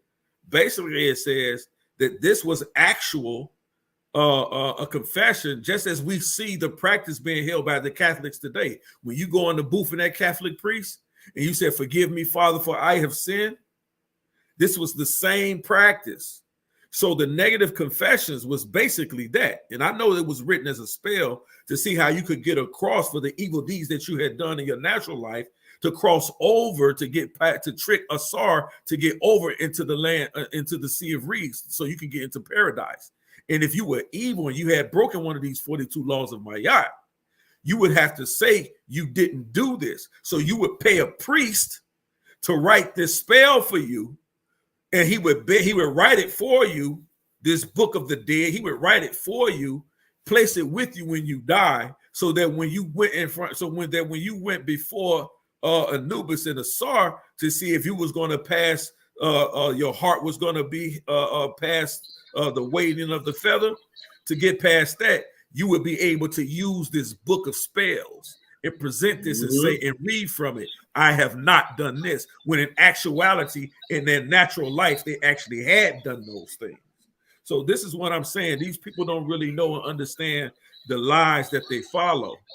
Hey, powerful. But that ain't the work they really want. And I got the source for it. You know I'm sourced up for it. So this directly goes to Isaiah chapter 19, where Black Jesus Message is brought up, and I'm gonna let it go. It says the Egyptian name of the city, perhaps pronounced Onu or Awenu, means pillar, right? This city name likely originated from the Egyptian creation epic, stating that Heliopolis was the location of the original mound of creation, which arose out of the primordial waters. In Hebrew, the Egyptian Inu is spelled On, A-W-N, and is a correct rendering of the ancient Egyptian name for the city. In English translations, the city is usually called On or On, O-N, which comes from the Septuagint in the Greek translation of the Hebrew. According to archaeological excavations, Heliopolis was occupied as far back as the pre-dynastic period before circa 3000 BCE. And the unification of Egypt, excavations and ancient texts demonstrate that the city was important to the Old, Middle, and New Kingdoms, the late period and the Hellenistic period. During the kingdom periods, Heliopolis was one of the largest cities in ancient Egypt and was a major city of worship for the gods Atum and Ra. Sun worship in this city is how it came to be known as Heliopolis, the city of the sun. And Heliopolis, the first evidence of occupation, comes from the pre-dynastic period. Now, let me skip down right here. I want to go right in this area right here. The construction of this temple, right, is also recorded on a roll of leather from the 18th dynastic period. Some construction from the time of Thutmose III, who ruled 1504 to 1450 BCE, which is where I personally put the time of the Exodus occurred within this time frame. In the middle of the 18th dynasty, was discovered at the site, and two obelisks that he erected there now reside in London and New York. A stele of Thutmose III found at Heliopolis records that His Majesty commanded to encircle this temple with a thick wall of stonework. Slightly later in the 18th dynastic period, Amenhotep III constructed the temple according to our architectural fragments discovered in the temple precinct of the city. Even Akhenaten built at this site. In Talat, a special type of building block restricted to the reign of Akhenaten was discovered in the ruins of Heliopolis. Another stele from Heliopolis shows Akhenaten and his family worshiping the Aten, confirming that construction was carried out. And then let me get down here, which just talks about the dating of the dynastic tombs of the 26th dynasty and different things like that. So we clearly see the Bible refers to Heliopolis, right, as the city of destruction. And so we know what this city was. That's the city of On. The Bible refers to it as the city of destruction. So, man, look, they don't really want that work from us, man, but they can definitely get it. They can definitely get it, man. All praises, man. All praises. So, man, I'm getting ready to shut this thing down, man. We at 6 o'clock. We had 3 hours on this thing, man. But we'll definitely be back. Lord's will, man. Yahweh's will, man. I'll probably be back. I'm sure I'll be back on tomorrow. Just got to figure out, man, how we're going to do this thing. But, man, I appreciate you, JJ7000, man. Go like, share. I appreciate you too, fam. Man. Like, share, Black Jesus, and hit that cash out. Shout out to Black Jesus Minister, man. Like, share, and subscribe to Black Jesus Minister, Black Jesus TV, Black Jesus Radio. Hit that cash out, man. He got great merch, man. Purchase some of that merch he got, man. On my site, on my webpage, is not on my what is this? What do you call it? YouTube page. Like, share, and subscribe, man. Let's build this thing up, man. Let's have some real discourse and dialogue. And as well, man, those who wanted to get on and ask questions, man, I'm always open. I'll be back on tomorrow, man, and we can do this thing, man. So again, man, let's do this, man. Peace and love. Peace. Shalom.